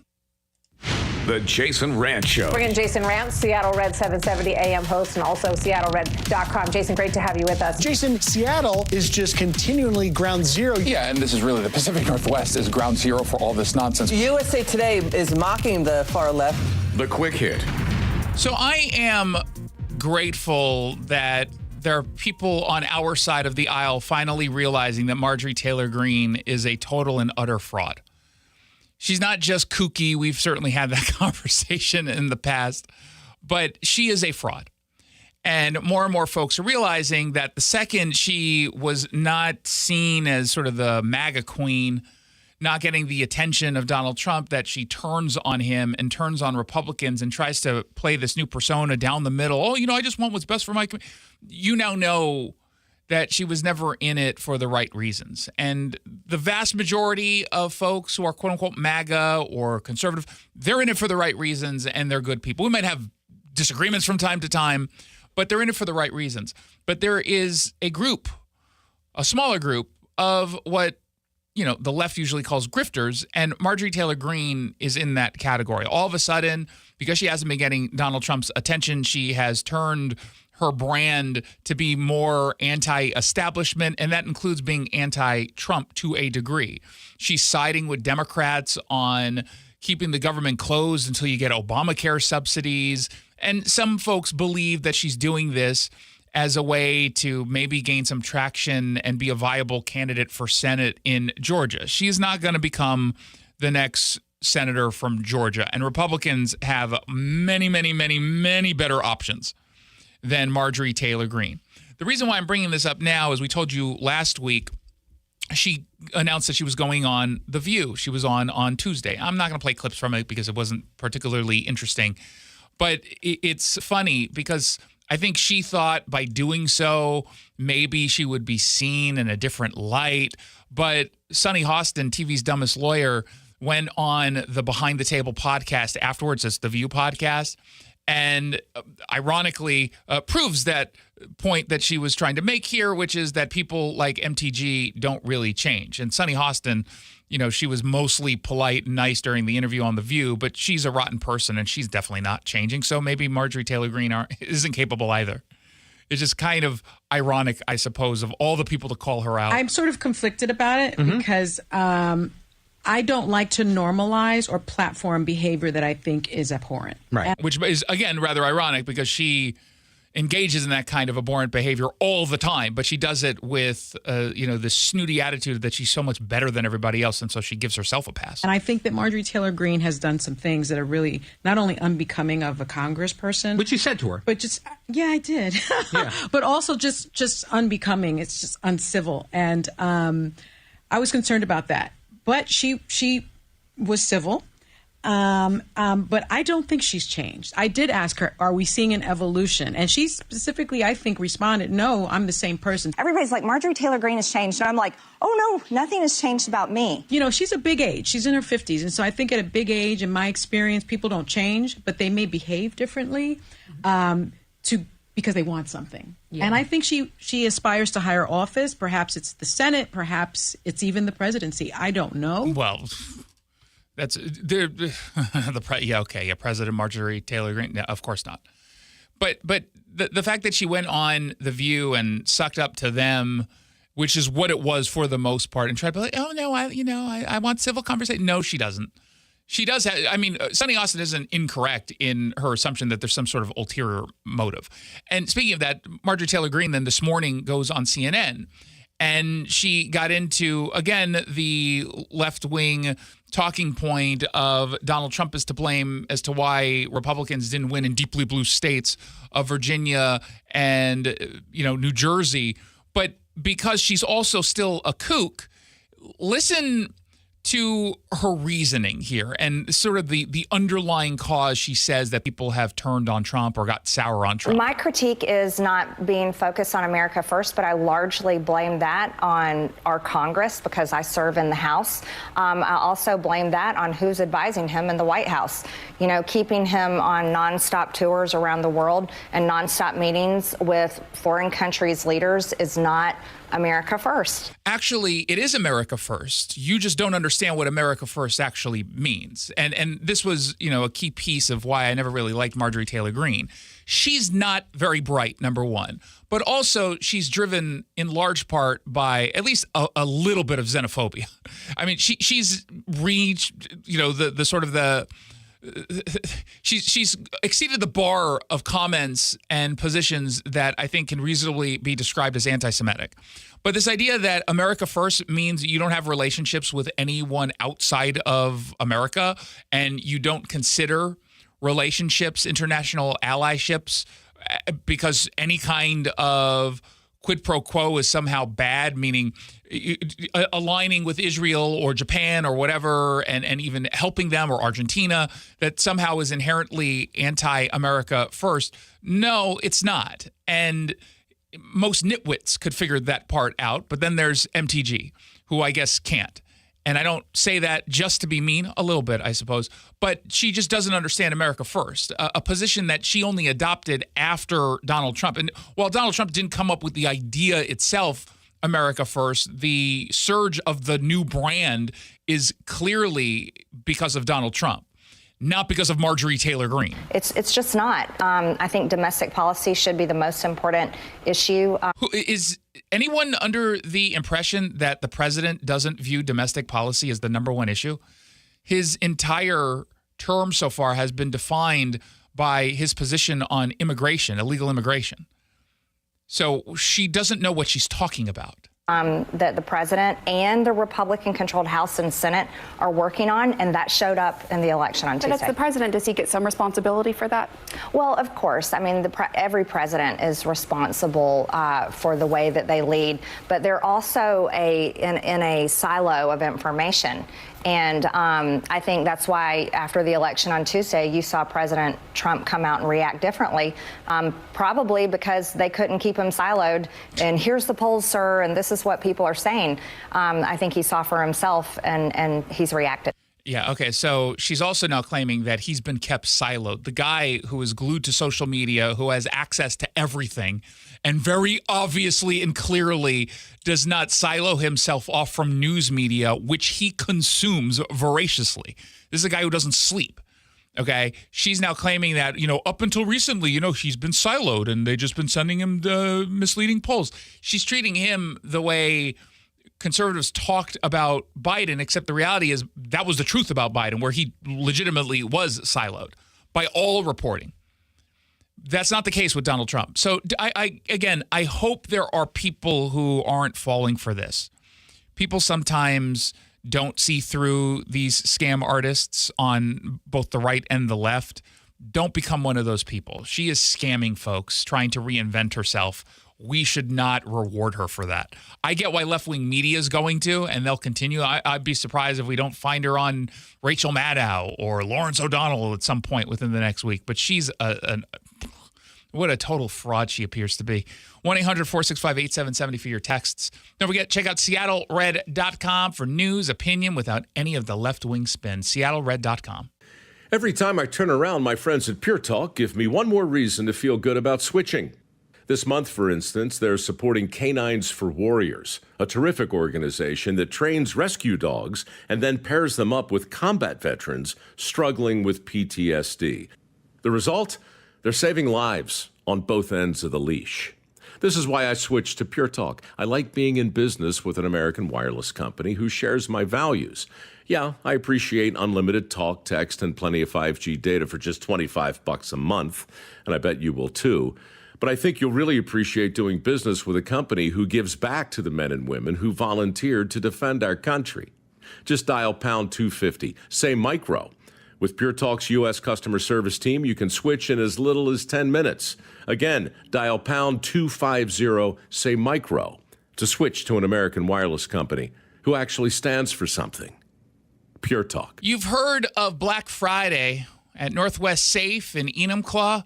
They're all about Black November. Jason Rantz here for Northwest Safe, nwsafe.com. Right this moment, they've got a site-wide sale of 10% off. 10% off their amazing selection of safes, personal safes, gun safes, large, small, mid-size.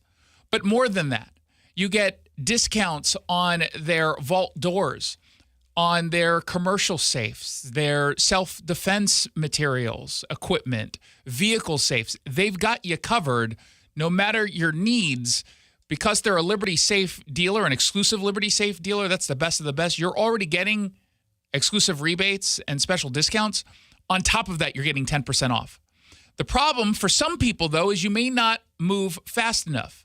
There's a lot of demand because 10% off doesn't happen all the time. And while this is going on for the next month, you want to check out what they've got available before they sell out.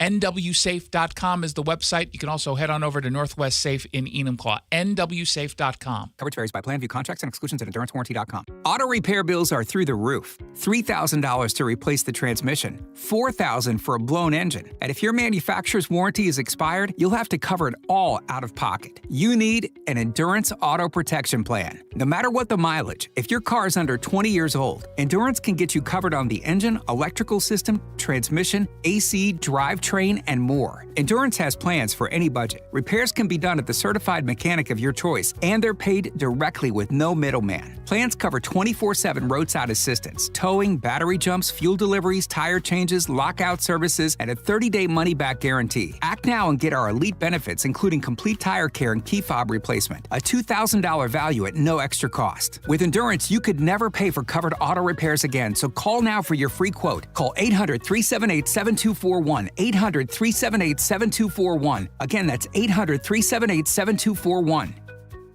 You're halfway through a DIY car fix and boom, you're missing a part. It's okay because whatever it is, it's on eBay and it's guaranteed to fit every time. eBay, things people love. Seattle Red on 770 KTTH Seattle, 97.3 KIRO FM, HD3 Tacoma Seattle, 94.5 K233 DT Eastway 33B.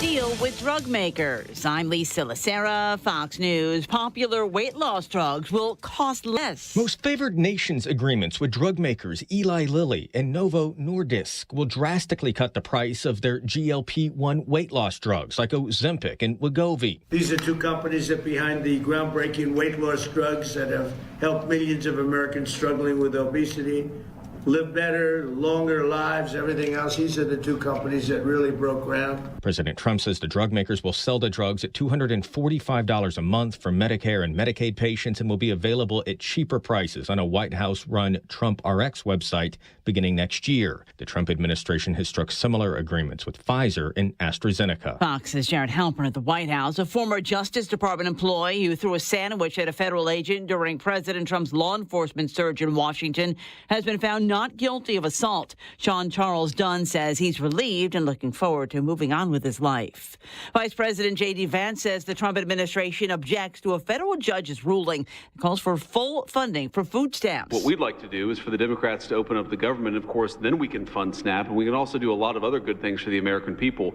But in the midst of a shutdown, we can't have a federal court telling the president how he has to triage the situation. The administration's already filed an appeal. The USDA has said it would only be able to provide partial funding by using a contingency fund.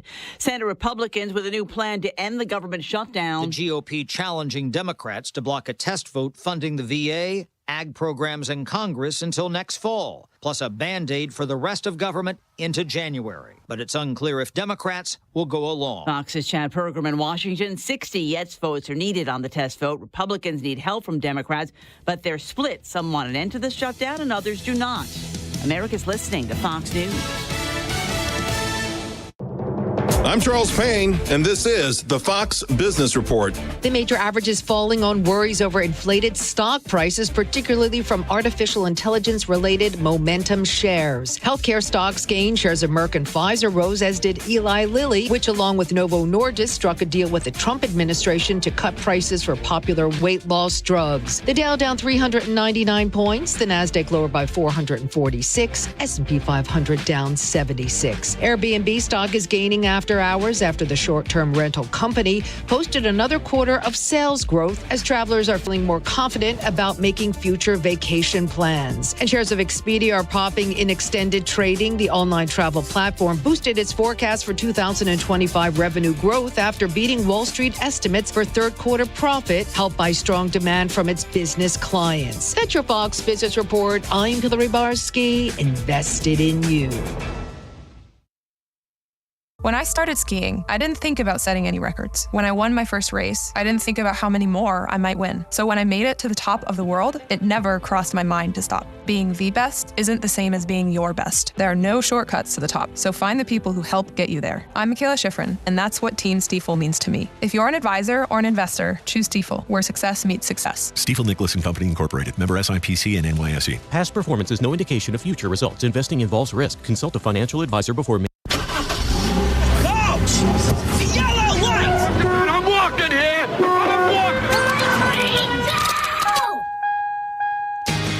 Good afternoon and welcome to the Jason Rantz Show. We are here on Seattle Red 770 AM. We are streaming on the Seattle Red app.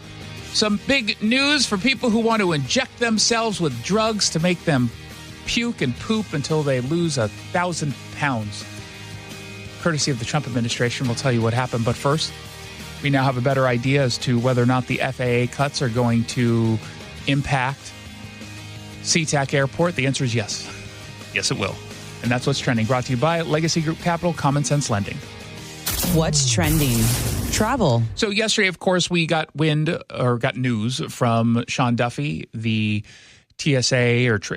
Transportation Secretary, along with TSA, that they were going to be limiting or making some limits to air travel around the country based on safety concerns, where you've got a government shutdown, you've got a lot of people who are not getting paid, they're not all coming to work, some are taking time off at the air traffic control centers around the country, which makes total sense. I understand it. But obviously, when you have fewer of those staff members, it is more dangerous to fly. And so they said, we're going to have to make some flight reductions. And we've already seen what the cancellations and delays have meant before the FAA plan has even gone into effect, because we've seen the staffing crises hit around the country. There have been reports of people waiting 2 hours just to get on their flight, which, depending on where it is you're flying out of, it's really out of the ordinary or a little out of the ordinary.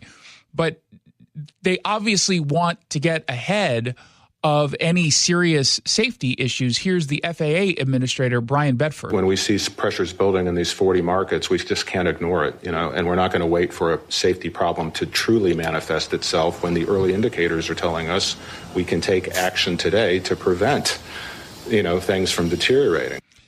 That's a laudable goal. Yes, it's also, to me, reasonable. And I heard that some folks are saying, I bet you the only airports that get impacted here are going to be coming from blue cities and blue states, blue regions of the country. This is to punish the Democrats. And then I looked at the list of 40, nope, Orlando's on that list. Dallas-Fort Worth is on that list. But also Portland and Seattle are on the list. We are also going to be impacted. To the degree that we will be impacted, we don't know, long-term versus short-term. What we're hearing from the Port of Seattle, because remember, in fairness to the Port of Seattle and SeaTac Airport, for example, they don't have control over this. This is FAA. FAA has control. This is not anything at the local level where they're the ones who are saying we're going to cancel X, Y, and Z. They do say that the flights will be canceled or reduced gradually, as opposed to just tomorrow waking up and saying 10% of all the flights have been canceled. That's not what is expected.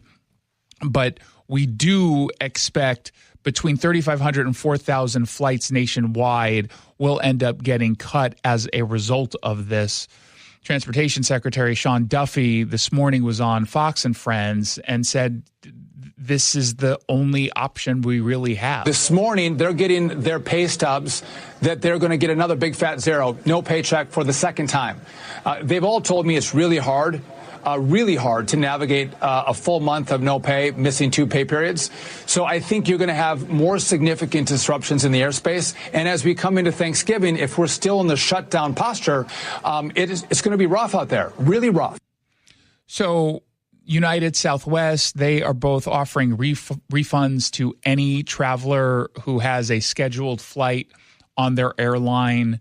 They say whether or not their flights are impacted, you can make the choice at this point, even if your flight isn't directly impacted, to cancel and get that refund. I presume that's out of, from the traveler's perspective, just out of caution, because you don't know if you end up flying to, say, Orlando for the holidays and have your flight back end up getting canceled. Or maybe you're split, that you're taking Southwest one way and then, Delta or Alaska the other way. So they're giving out that option. We haven't yet heard from Alaska Airlines. I'm assuming everyone's going to give you a refund on flights that are canceled. They're not going to hold on to that. That would be a huge nightmare for them to do. We know that there are a lot of people who are caught up in the chaos. I am supposed to go, I think, to New York next week for just a quick visit for TV. But I don't know if that's going to happen as a result of this. I've got vacation coming up for Thanksgiving, and God forbid the shutdown continues, it's likely going to have some sort of impact on my flight. There was one couple speaking to Como at SeaTac. They're going to New Jersey for their son's graduation. And they're like, please, God, don't make us get stuck in New Jersey. Of all places to be stuck, this is what you're doing to me. What did I do to deserve this? Why? We actually looked up backup flights through United in the event that we had to fly into a different airport. Well, we're really nervous just because Newark has had a lot of the airline delays, a lot of canceled flights. I think probably a lot of people are not going to be traveling or rethinking travel arrangements, not knowing how long this is going to drag on. I'd be nervous. I'm nervous, and I'm not even impacted yet. To be clear, though, that's just Newark on a normal day. Yeah, that is fair. It's one of those things. Well, how could you tell there's a shutdown at Newark? It always feels this way. Although I will say Newark is not as bad as it used to be. I remember flying there. I've actually never been. I've just heard it's awful. It was awful. It has gotten better, at least as of like a year and a half ago or 2 years ago. Whenever I was last in New York, I think one of the flights was via Newark, and it was fine. JFK is just a nightmare all the time, it feels like. And again, this might end up impacting me or canceling my trip next week. We'll see. I hope that this is all figured out. We know that tomorrow there will be a 14th vote to end the shutdown. The bill is being introduced by the Senate Majority Leader John Thune, and he said earlier today during a lunch that they're going to push the same continuing resolution just one more time to see whether or not now post-election anything has changed. He says, the Hill says Thune is putting it on the floor with an eye toward amending it to attach a 3-bill spending package known as a minibus that has been part of negotiations with Democrats. This according to a Senate GOP aide. The bill would also include a new end date of sometime in January rather than November 21st that was included in the House measure. Also at the center of the bipartisan negotiations has been a vote on the expiring Obamacare subsidies. We don't know whether or not that's going to be included, or if it is included, what it actually looks like. What we've heard in the past is the Senate basically saying, we'll just give you a straight up or down vote on this, and so at least everyone's on the record as to whether or not they're going to support the subsidies. Now, it's possible, depending on the process, if they do add to the CR, this minibus, if they add to it, that could mean the shutdown continues for several days, even if it has support, because one or two people can object. And, you then at that point have to send it back to the House. So this is not going to be the just one vote and it's done, but this at least creates a pathway for that. Again, I hope that happens. There are a lot of people who hope that happens because no one wants to continue with all this nonsense. You've got a government that shut down. Today was day 37, I believe. That's insane. And the Democrats have given no indication that I've seen, at least publicly, that they're willing to end this yet. None. And they're not getting the pressure that they deserve. It should be singular pressure on the Democrats to vote for this CR, period. It should be 100% pressure campaign coming from all media outlets. They're the ones who are responsible. But because it's not getting pursued that way and that message is not being amplified across the board, at least, and with any sense of shame or urgency from the media against Democrats, they continue to take this position that what it is they're doing isn't that big of a deal. It's not their doing anyway. It's the Republicans. It's nonsense. It's a lie. We know it. Will it end? I don't know. We'll find out soon. Let's find out what else is trending. What's trending in Trumplandia? Well, this will make people happy, presumably, whether or not someone is on Ozempic or Wegovy or wants to be on. Donald Trump today made the announcement at the Oval Office. Dr. Mehmet Oz was there as well, that he and his administration reached a deal to lower the cost of the GLP-1 weight loss drugs, specifically Wegovy and Zepbound. So not Ozempic. Wegovy, I believe, is one that you can use, or at least it was initially done specifically for diabetes. Zepbound, in addition to the weight loss stuff, It also is used for sleep apnea, which really just is tied to the weight loss effect of the drug. And under the deal, the monthly out-of-pocket cost of the drug could be anywhere from $50 to $350. You know what it used to cost? I still remember this because we covered it last year when all of a sudden everyone was thinking about this drug because it actually works to cut down on appetite.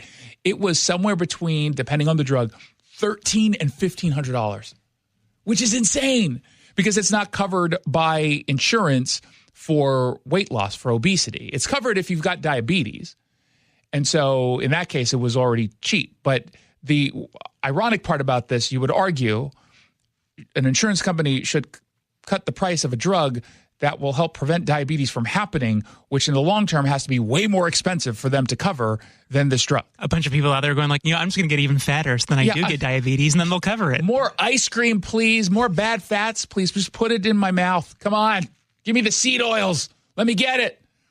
And so this is obviously a pretty significant move. And yes, insurance coverage would change. Here is at least part of the announcement from the president. Today I'm thrilled to announce that the two world's largest... Can we not set up a microphone at the desk?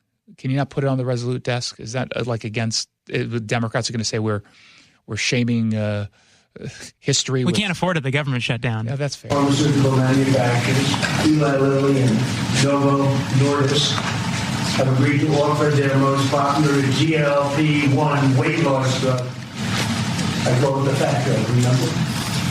The fat drug. At the anti-fat drug. Discounts. They're very effective drugs.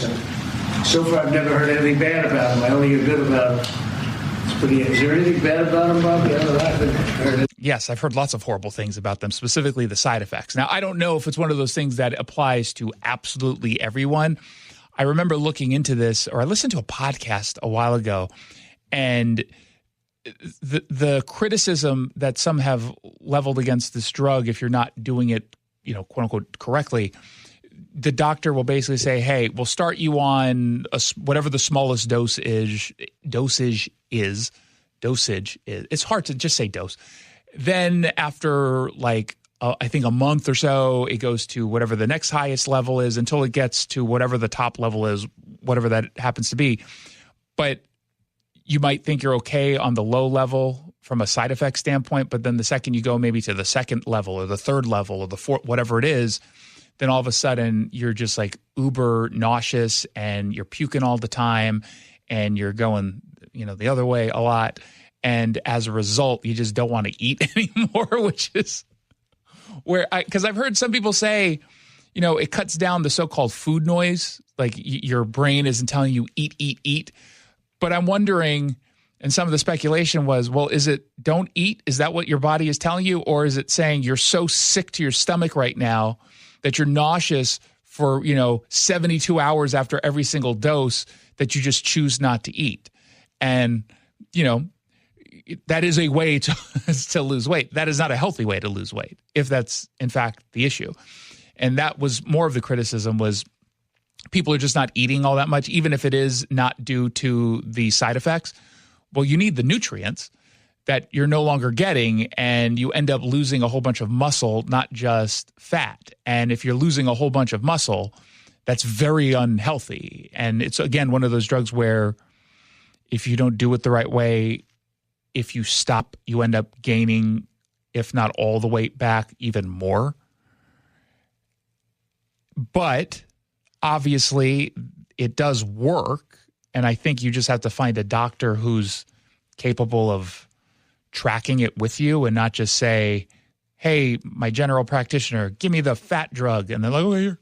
And then not follow up and not new nutrition advice. But this is still good news in the grand scheme of things because it can help to make people healthier.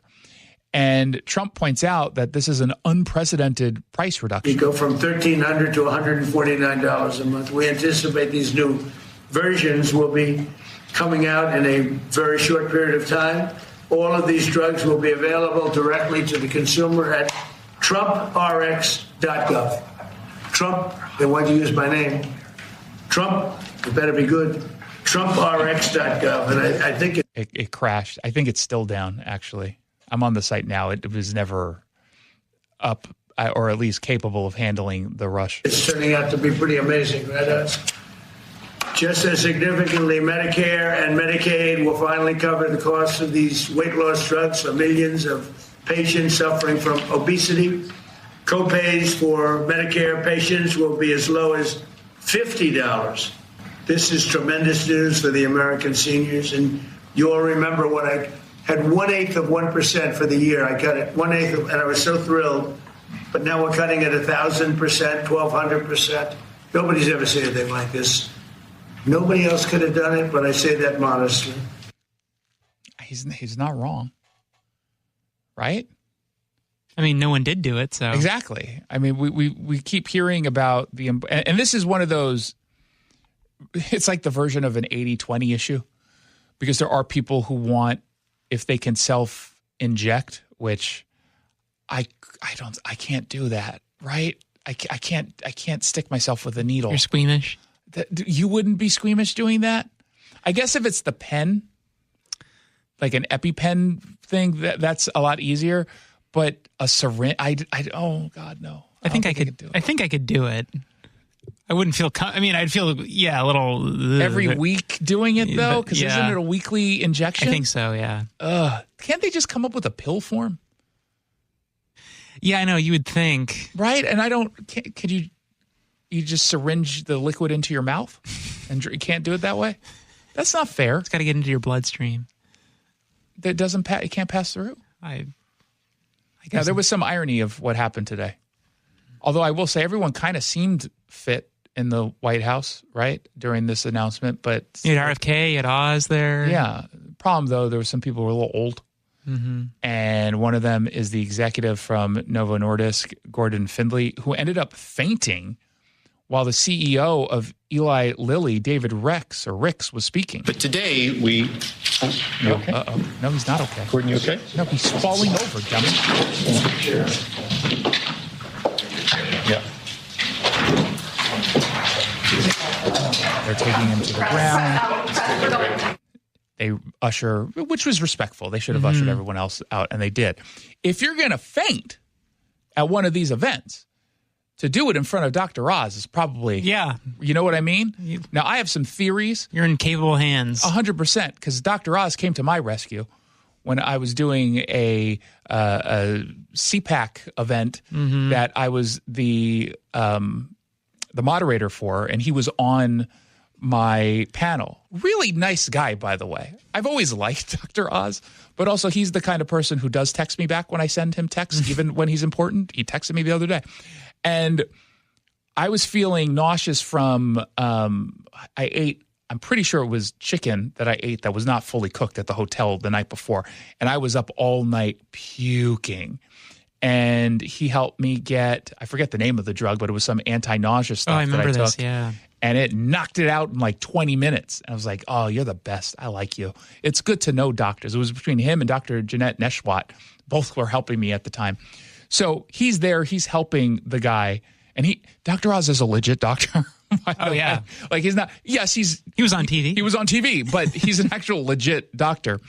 And I suspect Gordon did this intentionally because I think he had already spoken or didn't want Eli Lilly to get any love. I thought it was just because he was so blown away by the announcement that he was like, just $50? Like, what? Why did I agree to this? And then he passes out. He is fine. It was just, he just had a fainting spell, it sounds like. And they say, they told the press, he got a little lightheaded. That's all. They sent him out. He got doctors here, but he's fine. So that's good news. They don't know what caused it. My guess is he didn't eat because he's taking the drug and he got lightheaded, and that's why you need to eat. This is why you always tell people to have a seat when you give them big news, right? I do like the idea of him saying, wait a minute. I did not agree to this. We said down to $50. Why would we do that? I don't even like $3.50. This thing costs us an arm and a leg. I thought we agreed to $500. Did the president just go rogue and put us on the spot? Now we can't walk it back. What if that happened? Wouldn't you love Donald Trump even more? That's the art of the deal right there. Yeah, it's like, yeah, I'm going to get you in the wall. What are they going to do? They're getting all this praise, all this love. You're going to call me a liar? I'm the president. Right, but seriously, I wonder if that's ever happened. And if it's going to happen, Trump might be the one who doesn't. In any case, do I love the idea, or should any of us love the idea of people immediately jumping on this? Probably not. I don't know. There's not a stigma attached to it the way that there probably was last year, but there's still a stigma to this drug, right? Yeah. To a degree, because what does it assume? Laziness. That you're unwilling to do the work. And I say this as someone who's been doing the work, right? I'm not cheating, and it does kind of feel like cheating.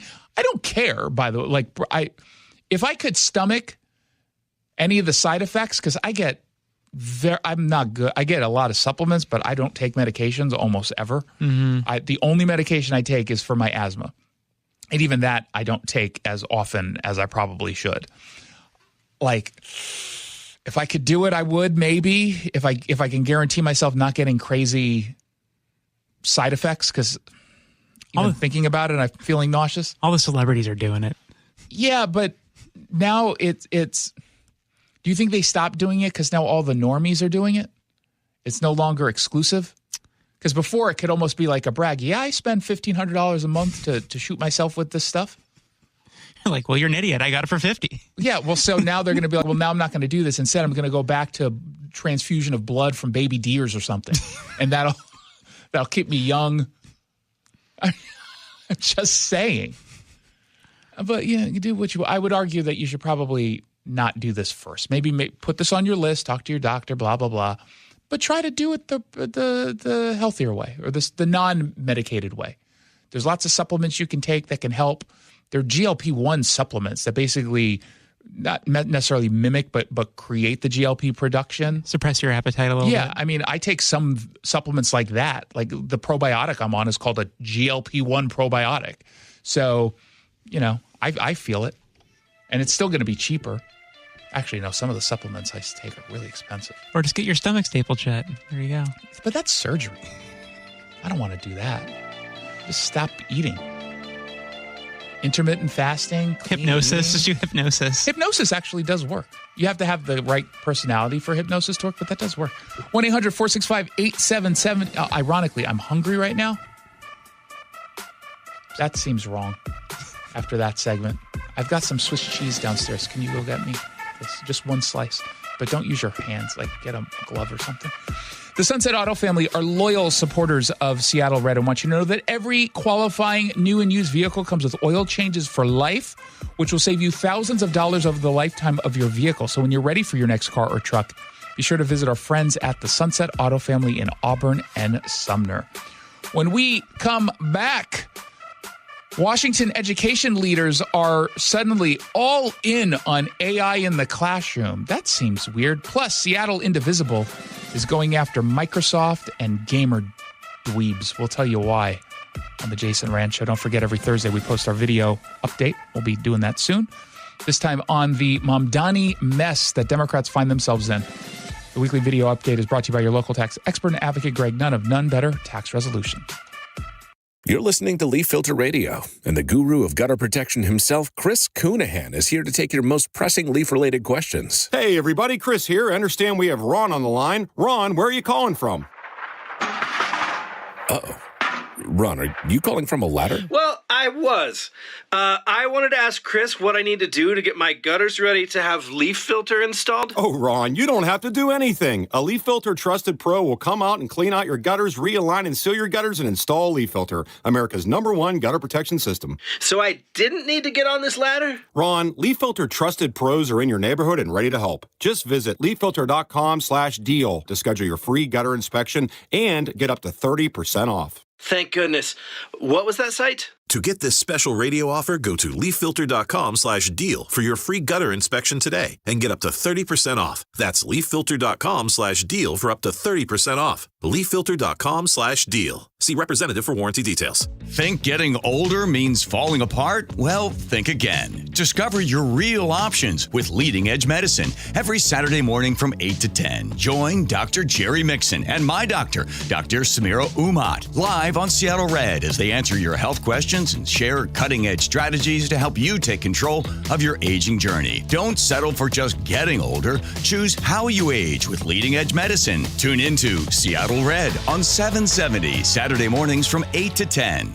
Hey, it's Jason Rantz here with Phil Mitchell from the Sunset Auto family talking about warranty health checks. So, Phil, I know that my warranty is in good standing because I have an automobile from you guys. But there are a lot of people who have no clue that they're not covered by their warranty. That's why we started the Warranty Health Check program. We want to make sure that people are educated on their warranty, that they know what's going on with their car, and that they don't have any surprises or oopsies when they show up at the dealership. Well, the reality is during all the COVID lockdowns, people obviously were not getting their cars checked. That's reality. So there's a lot of people that think they have a warranty out there that they don't have a warranty. If you don't have a warranty on your car, it doesn't hurt the value of the car, but it could hurt your wallet. Just bring your vehicle down and we'll check it out for you. We'll do a warranty health check on it and make sure you're fully covered. How long is that going to take? It actually takes seconds. We can do it that fast. It takes seconds? Yeah, you just come on in, you got 5 questions to answer, we check them all out, we find out if you're healthy or not. This is a no-brainer. Sunset Auto family is looking out for you. You just get more at Sunset, and people do like that.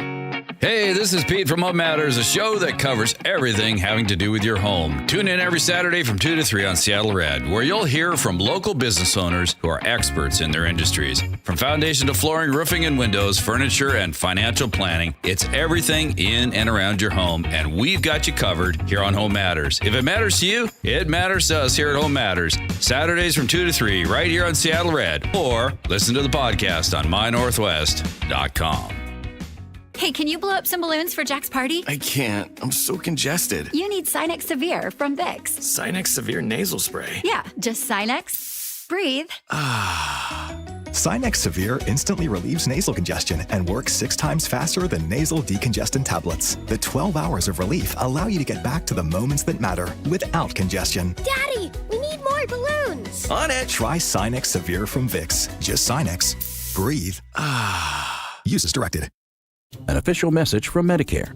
Medicare plans change from one year to the next. And this year, it's important for you to review your current coverage and compare all your options during Medicare open enrollment.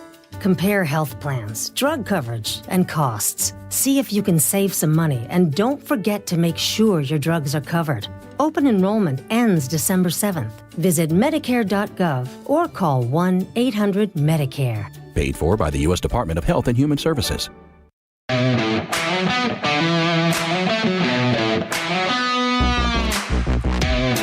back to the Jason Rantz Show. Thank you so much for tuning in. I really do appreciate it. Something tells me the Microsoft dweebs are not going to be giving up on their Microsoft Game Pass because the White House posted a Halo meme in support of ICE. Now, I'm vaguely familiar with Halo in that I played it, I think, for 7 minutes total and always lost within 7 seconds of respawning because some 10-year-old would kill me. But it's a shoot-'em-up game, some alien thing. I've seen the TV series Halo, which was actually really good. Season 1, at least. Was that on like Paramount or something? Or one of the streaming sites. And all it does is show one of the Halo characters in some Jeep with a turret gun on top, and it says, "Destroy the Flood. Join ICE." That's it. Now, Microsoft had nothing to do with it whatsoever, other than you can create memes or turn things into memes should you want to. But the radical group Seattle Indivisible is now telling people to cancel their Xbox Game Pass subscriptions, saying Microsoft is not speaking up to condemn the use of the meme. That's what the complaint is. They're all coming out of their mother's basements. Well, no, they're staying in their mother's basements because they're not canceling this. You're going after the wrong people. Right? I mean, the people who are complaining are all boomers.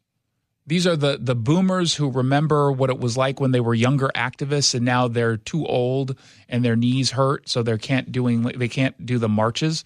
So instead, they have to write emails with 2 fingers very slowly from their AOL accounts and Earthlink accounts, and they want you to call, according to their daily action bulletin, which I get every single day. They want you to call Microsoft, and they give you a script. They accuse the official White House of sharing an AI-generated imagery drawn from Microsoft's Halo video game to promote ICE and depict the president as a heroic figure. The president is not depicted in this at all, by the way. He is a hero when it comes to ICE, immigration enforcement, but he's not actually depicted in this meme.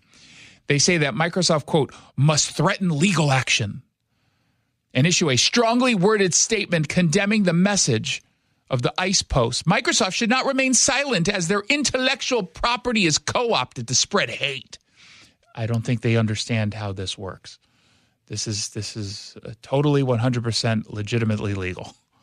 The ICE image is particularly disturbing, as it suggests undocumented immigrants are similar to the Flood, which in the world of Halo are an evil horde of alien zombies meant to be mowed down by the players. Oh, dear God. Oh, dear God. They say Microsoft's subscription model makes them vulnerable to a boycott, which is why they are choosing to do this. Again, I imagine there are gamers who are also crazy leftists. However, I'm guessing in that Venn diagram, there's not a huge overlap in politically active gamer nerds. That's just my guess. Halo, in particular, I think is really popular amongst 15-year-old boys.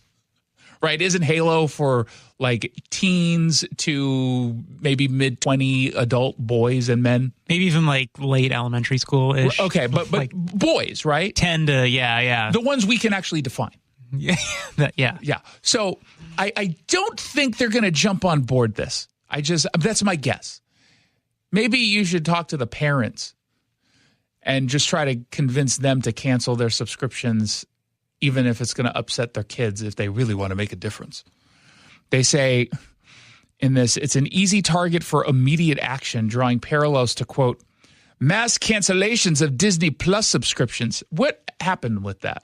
Did that work? They said it worked for a day, and then no one talked about the mass cancellations again. Mm-hmm. I don't think anyone cancels their content for longer than they either choose to because something good comes back on that they want to see, or they never really paid much attention to it, and this was just a reminder that they had it, so they canceled it. I don't think anyone knows how. It's always incredibly hard. Is it still hard? It's on some of them, yeah. So, and conservatives sometimes do this. I can't remember what the issue was. Conservatives wanting to cancel Netflix. What was it? Like 2 weeks ago? Oh, yeah. Because of the, what was it? They published something that people didn't like, and I remain in the camp of, do you like Netflix? Do you use Netflix? Okay. You don't have to deprive yourself of content you like because they put out something you don't. You don't have to react in that way.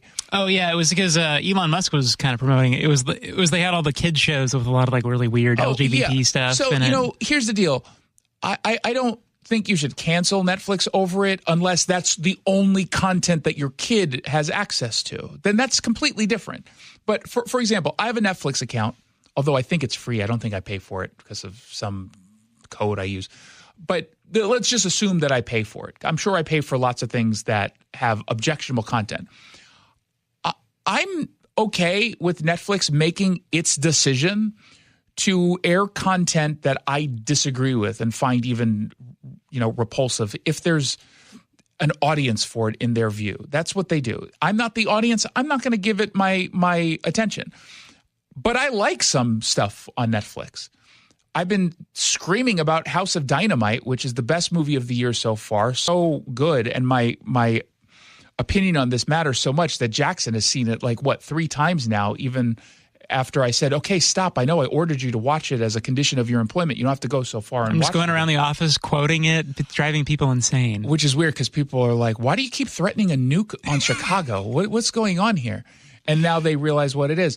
but I've gotten people in the office to watch it. I like it. I like that show with Kristen Bell, who all of a sudden got really old, and that happens. Yeah, and Adam Brody, is that his name? Adam Brody, whatever his name is, the actor in it. There's Adrian Brody. I don't Not know. him. His younger brother. Whoever that actor is in it. Nobody Wants This. I haven't heard of that. Yes, you have. This is where the Orthodox rabbi, the Jewish rabbi, falls in love with a goyim, and it's all about the families on both sides not quite understanding it. It's really good. It's a good show. I'm looking. I've legitimately never heard of it. We've talked about it on the show. Have we? Who's the actor in it? Yeah, Adam Brody. Yeah. Oh, so I was right. He's older than Kristen Bell. He's older than me, and he looks still like maybe he's in his mid-20s, which really upsets He's me. kind of a baby face. Yeah, that's very upsetting. He's 45. I don't like that. I don't like that at all. But the deer blood, I guess, the infusions we talked about. And Kristen Bell is also 45. She looks really old all of a sudden in this show. What happened to when she was, Sarah Marshall? Right? We forgot. Think anyone got that joke? Very few, probably. No one got that joke except for you and I. But no one's canceling Microsoft over this. Okay, this is Seattle Indivisible has to find, and I'm a little bit sympathetic to the problem for them. They have a daily bulletin where every single day they have to come up with something to pretend to be upset about, and then get someone into whatever call of action happens to be the case for the day. So they're like, what are we going to do? Oh. Let's just do another boycott email again, I guess. What can we okay, let's just make a big deal about it. They got to do something every single day, so I'm sympathetic. The blood pressure in that office must be sky high. Well, they're on so many pills to handle that, so they'll probably be okay. We've got the report up. If you want to actually see the meme, we've got it up at seattlered.com right now. I just find it funny that they think people are going to follow through on this stuff. I don't believe any of in most cases, I don't trust any campaign that says we've been successful in getting a boycott. Very few. And a couple times maybe on the left they were successful, a couple times on the right they were successful. But in the long term, it feels like everything just comes back. The only one I can really think is the Anheuser-Busch thing. I feel like they never... Disney initially clearly felt the push from conservatives in that case as well, because they actually were legitimately upset. And it was some LGBTQIA2S++ thing, and people said they were canceling their vacations and choosing not to go there. And I found that a little hard to believe until I saw a lot of receipts. I was like, okay, no, fair enough. Good on you. And maybe that's my issue, that I don't have... You have no principles, Jason. It's just none whatsoever. No that if you tell me I can't watch, the Great Bake Off cooking show on Netflix, you cave. I'm out. I found a cooking show a cooking competition show I like called Next Gen Chef, I think it's called. It's on Netflix. It's brand new. It's really good. And I don't watch television, so if I find something that I actually like, I'm very reluctant to cancel it because I have so little. All I watch basically is Fox News, gambling videos from Vegas Matt on YouTube, Dave Asprey videos on YouTube, and Veep on rerun. That's all I watch. Every once in a while, I'll throw in an I Love Lucy. What about like Premier League soccer and all? But I'm saying TV scripted content is what I mean. Yes, I watch soccer, but I can watch that on my phone and, Yeah. But if I'm going to watch something and I find something I really like, I'm in. Leave me alone. Stop asking me to boycott stuff. What's it to you? You cancel if you want. I'll find something that I pay for that I don't want to pay for, and I will jump on that boycott. It gives me a nudge in the right direction, and I'll go ahead and do that. That's why the Bud Light boycott was so easy for me. Like when Bud Light's crap. I will never drink Bud Light ever it's terrible again. Anyway. When was the last time I had a Bud Light? I don't think I've ever had a Bud Light because I don't drink, or very rarely. And the other issue for me at least, and this is very much a me issue, although depending on your circumstance, on credit cards you can get freebies for, subscriptions to Paramount Plus and Peacock, for example. I get both of those for free because of 2 credit cards that I happen to have in the perks are Paramount Plus and the other one. I almost never watch Peacock except for soccer and last night or last Sunday's game, football. But Paramount, I couldn't tell. I'm assuming I've seen it once or twice before, but I don't use Paramount Plus.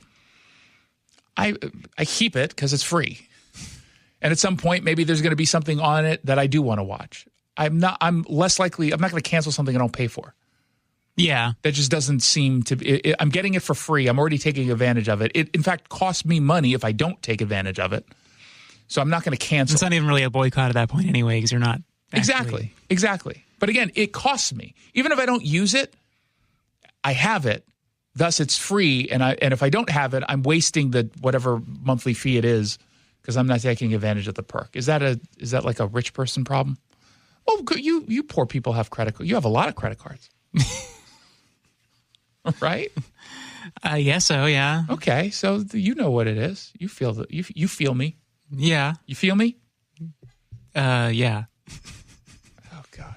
Just can't get anything from you, Jackson. 1-800-465-8770 for your texts. Legacy Group Capital develops local real estate, lends money. They've been averaging double-digit returns with zero investor losses for 19 years.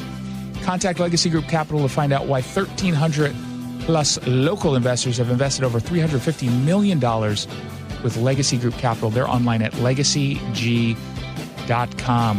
When will the government reopen? Will Nancy Pelosi still be in office at that time? She made a big announcement we'll make fun of when we come back. Plus, Washington educators want to use AI in the classroom all of a sudden. I think I know why. We'll get into it when we return on the Jason Ranch. Don't forget, Thursday means we have a weekly video update brought to you by your local tax expert and advocate, Greg Nunn of Nunn Better Tax Resolution. The videos are up on our social media channels this time, taking on the Mamdani problem. eBay has reinvented vehicle buying. From click to curb, everything's covered. Ever try to buy a car online and end up in a parking lot with a stranger and some blind trust? That era is over. Now with Secure Purchase, eBay isn't just where you find your car. It's where you buy it, start to finish. Title, financing, registration, delivery, it's all built in. This is the modern way to buy your next ride on eBay. eBay. Things people love. Secure Purchase is powered by Caramel Dealer Services, LLC, an eBay subsidiary. It all comes down to this, folks. Yep, the entire season is on the line. But my throat has officially thrown in the towel. Sounds like you need Vicks VapoCool drops. They're max strength and vaporize sore throat pain. Whoa! These VapoCool drops hit fast. Speaking of fast, did you just see that play? Yeah, he vaporized that ball. That pun should have come with a penalty. Vaporize sore throat pain with Vicks VapoCool drops. Use as directed.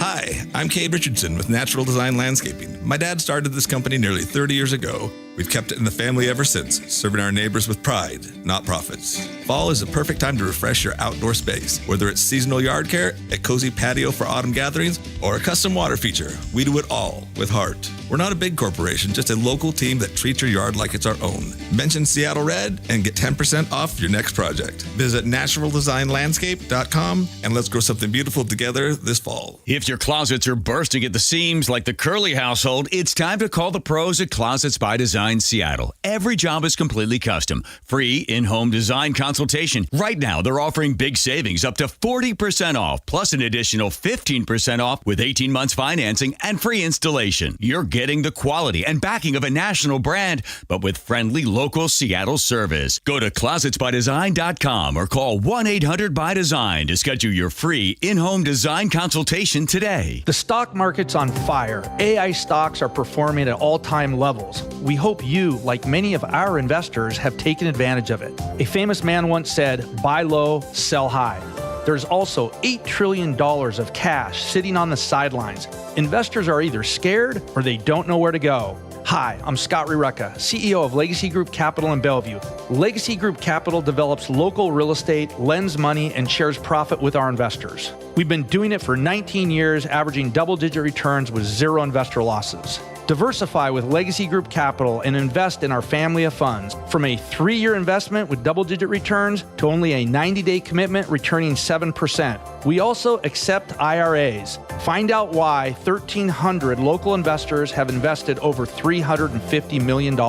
Legacy Group Capital at legacyg.com. This is not investment advice. Investments available to accredited investors only. Details at legacyg.com.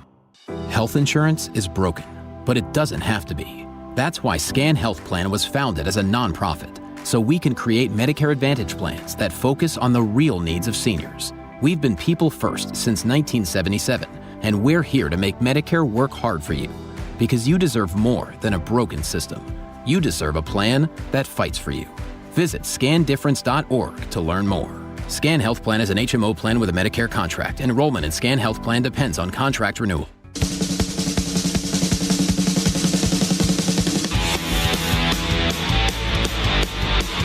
Welcome back to the Jason Rantz Show. Thank you so much for tuning in. I really do appreciate it. The Tacoma News Tribune has a story out about how Washington educators are suddenly leaning into using AI in the classroom. This, of course, comes after, several months worth of stories in which they were doing the opposite. They were like, what do we do to stop this from happening? But then I think they made a realization. They came to a realization. You know what that realization was? What? This will make our job so much easier, and we can do even less and make exactly the same. In fact, knowing how our unions work, we can do less and then demand even more. How dare you? I know. Teachers are saints. They're heroes as well. Completely beyond reproach. Yeah.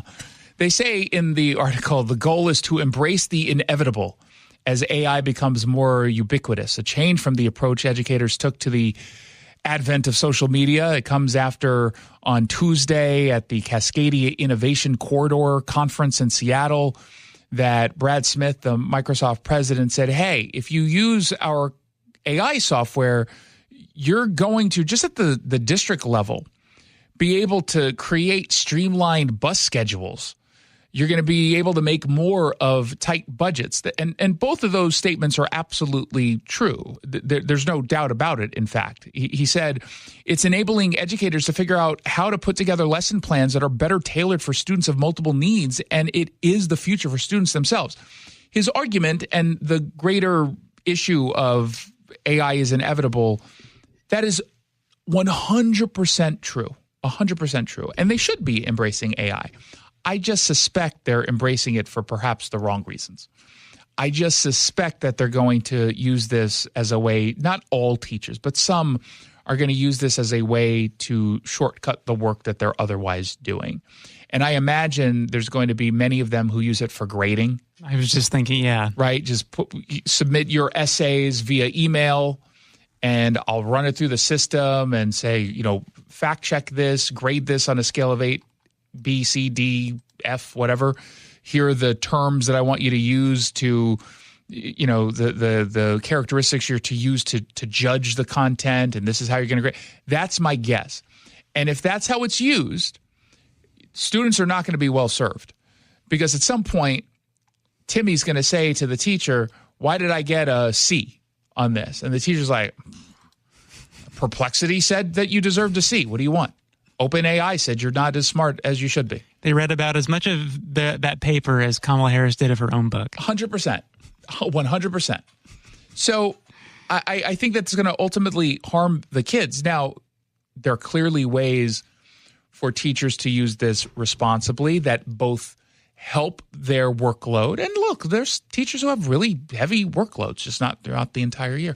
And they could benefit from this. I just don't want it to become a tool to be lazy. And it's really easy to use AI as I try my best to push back against it. I could go into AI and upload my book and upload probably all my articles and say, learn my writing style. Based upon my writing style, take all of these, podcast segments I've done. Here's hours worth so you can understand what my ideological perspective is.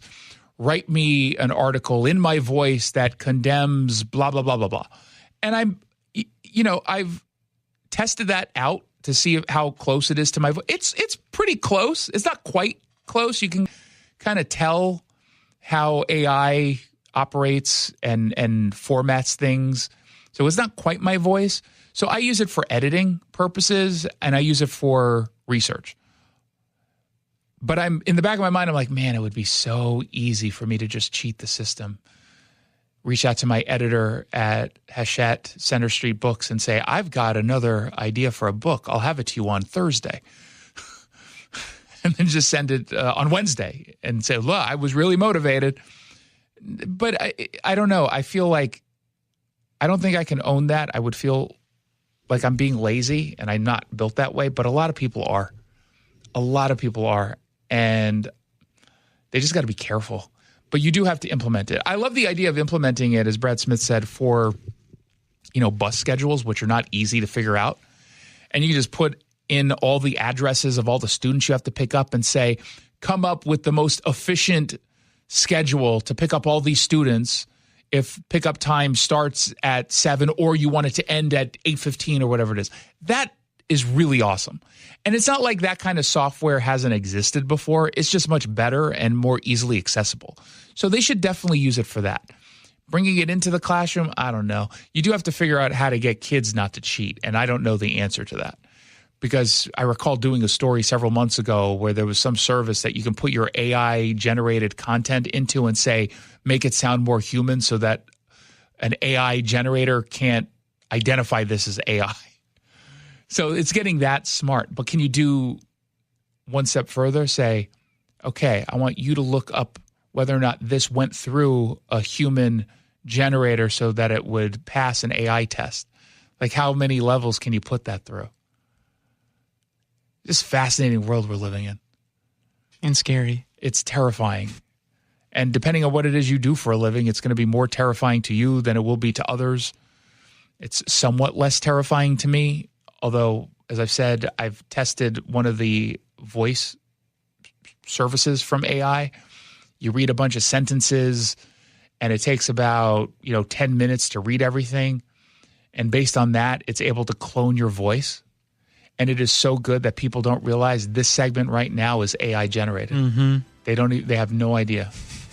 It did come pretty close. It can't get my range of voice, but if I just talk like this, and it's monotone the whole time, it's scary. It's spot on. Luckily, AI could never produce a talk show, so I'm safe. And neither can you. All the mistakes. I kind of set myself up for that. You definitely did. That's on you. I don't even feel bad for being mean on that. You set yourself up. Punish yourself if you're upset. You should be upset with no one but yourself. It's the Jason Rantz Show. Remember when they used to ask, what do you want to be when you grow up? At Bank of America, we ask every day, what would you like the power to do? When you work here, you help build businesses, inspire communities, and forge legacies. And now we've raised our U.S. minimum wage to $25 an hour. So the opportunity to do more also comes with competitive pay. Learn more at bankofamerica.com/25. Bank of America, proud to be an equal opportunity employer. Confidence is knowing you're ready to handle whatever comes your way. That's what it feels like to take on your workday with Cintas. They make sure your AEDs are up to date, your fire extinguishers are tested and inspected, your floor mats are cleaned and delivered, and your workwear looks good, feels good, and is freshly laundered with the Cintas Apparel Plus program. So are you ready to take on today? Visit Cintas.com. Oh, I'm ready! And get ready for the workday. Trying to make sense of the markets? Looking to diversify out of all the craziness? Thinking about tangible assets like precious metals? Listen to The Gold Show with Kenny Michaels right here at Seattle Red, 9 a.m. Sunday mornings. Stay up to date on retirement trends, how the IRA rollover process works, and why investors are turning to physical gold. Kenny is a national talk show host with decades of experience in the markets. Tune in for Kenny's insights and The Gold Show this Sunday morning at 9 a.m. Bonneville International radio station contests are open to participants 18 years of age or older that are residents of Washington State unless otherwise specified. Employees or agents of the station, Bonneville International Corporation, other area radio stations, or any entity associated with the contests are not eligible to win unless the station otherwise specifies at its own discretion. Persons who have won in the last 60 days from a station contest or event may not be eligible. Full general contest rules are available on ktth.com or in person at the station during regular business hours. Staples presents An Easy Holiday. Running a small business during the holidays is hard. No truer words were... But this year, Staples helped me have an easy holiday. Your script has a typo. Nope, easy peasy. I just ordered online at staples.com and picked up in store. And with UPS on site, shipping was easy too. Plus, huge savings on tech, custom cards, even my holiday sales signage. Visit your local Staples store or staples.com today for up to 45% off select laptops. That was easy. Ins 12/27. This is the story of the one. As a maintenance supervisor at a manufacturing facility, he knows keeping the line up and running is a top priority. That's why he chooses Grainger. Because when a drive belt gets damaged, Grainger makes it easy to find the exact specs for the replacement product he needs. And next day delivery helps ensure he'll have everything in place and running like clockwork. Call 1-800-GRAINGER, click Grainger.com, or just stop by. Grainger, for the ones who get it done. At Care Partners Senior Living, we believe in providing quality care at an affordable price. Instead of spending on luxury and expensive art, we invest in our people and accommodations with a focus on compassionate overall health. Our communities offer independent, assisted living, and memory care designed to preserve dignity, independence, in your estate. Affordable, personal, trusted. That's our promise. Please give us a call. We have beautiful Care Partners communities throughout Washington and Arizona. Visit carepartnersliving.com.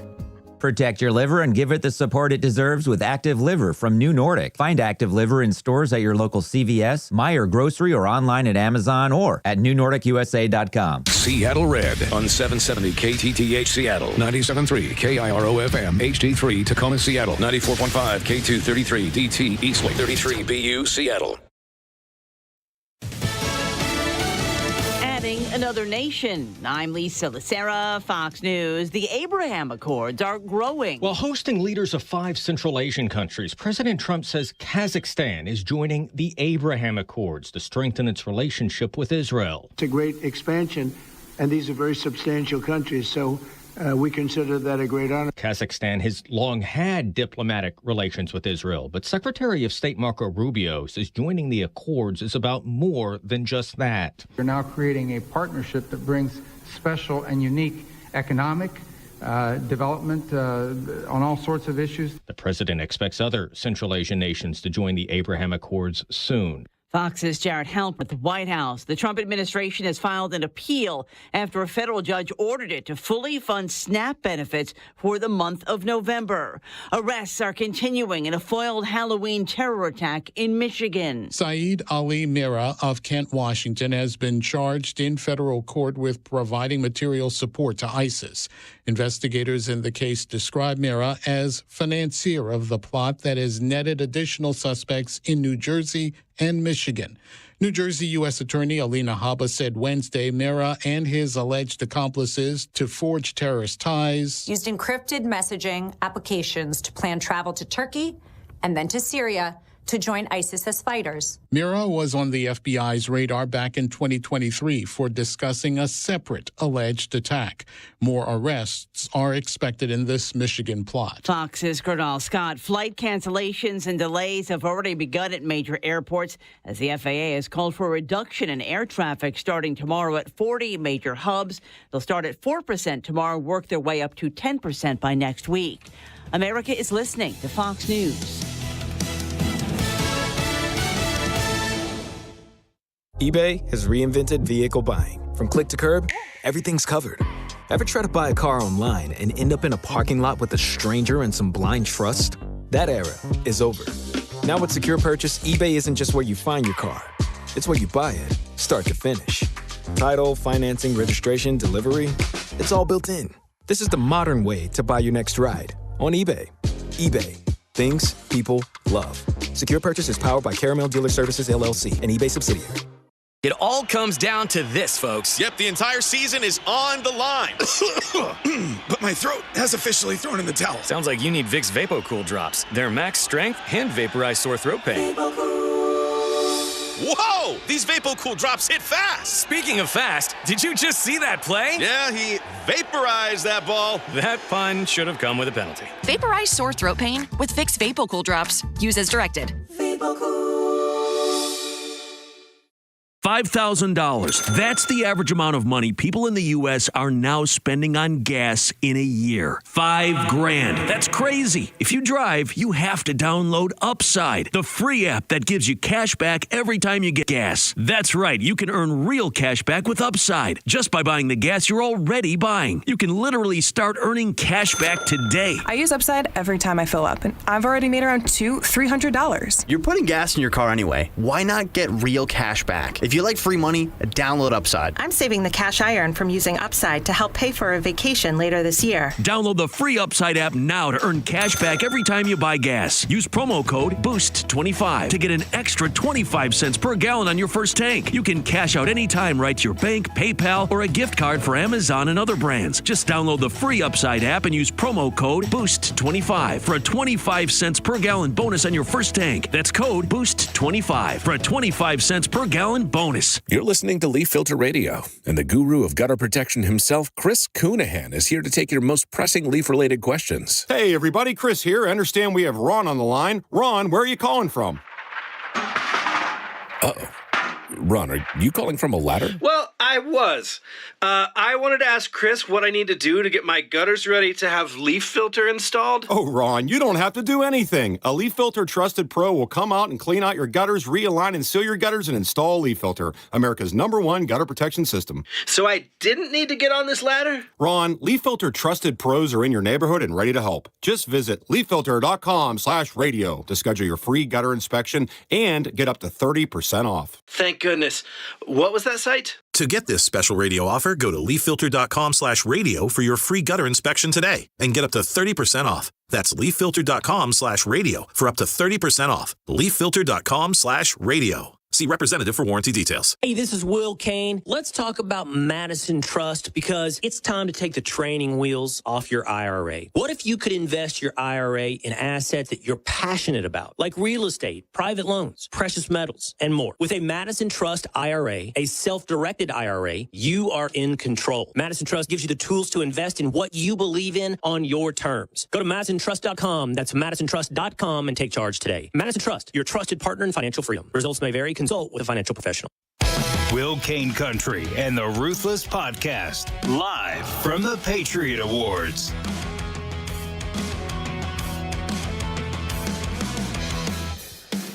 It is Will Kane Country and the Ruthless Variety Program together for the first time in person.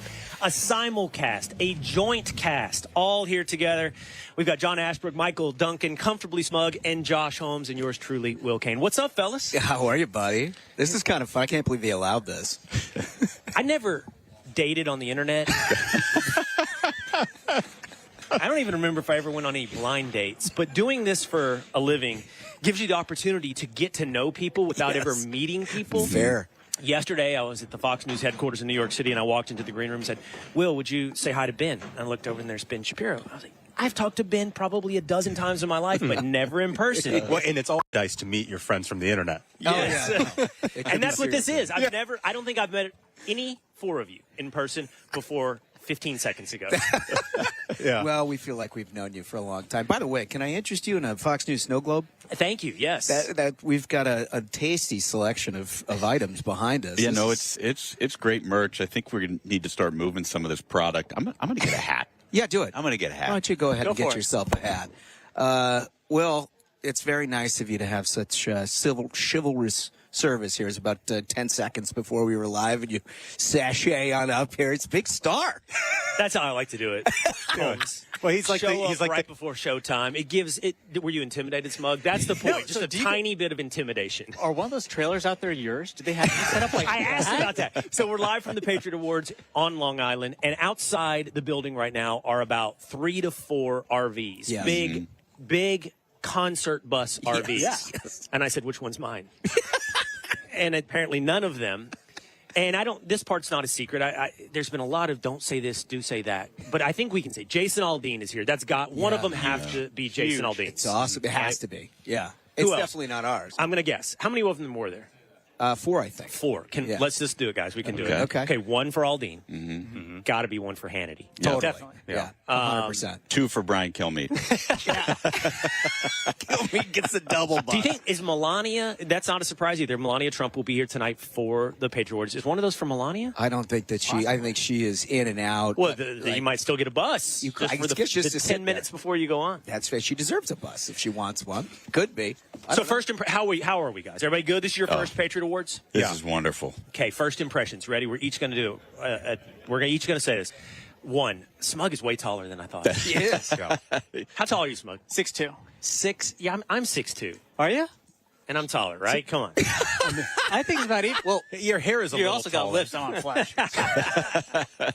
That's height inflation. 6'2". I'm going to give you 6'1". Yeah, it's 6'2". Everybody's saying it. It's the best. It's the best evidence you could ever offer. Everybody's saying it. He was the biggest Indian we could find, and so that's what we've got here. And he does have sight, by the way, despite all the comments that we have on our For the the audience out there, people are always shocked. I say, "You're not blind?" No. Man, they're really being mean to the blind guy. I see it in my comments when I have you guys on the Will Kane show. The blind guy said this. Yeah, it happens every episode. So we were thinking about when we were walking in this main drag, having one of us hold our arm out for Smug to grab, just to keep that going. It's also gonna be a great excuse if you don't want to talk to somebody. Well, he's not deaf. I didn't see you though. I didn't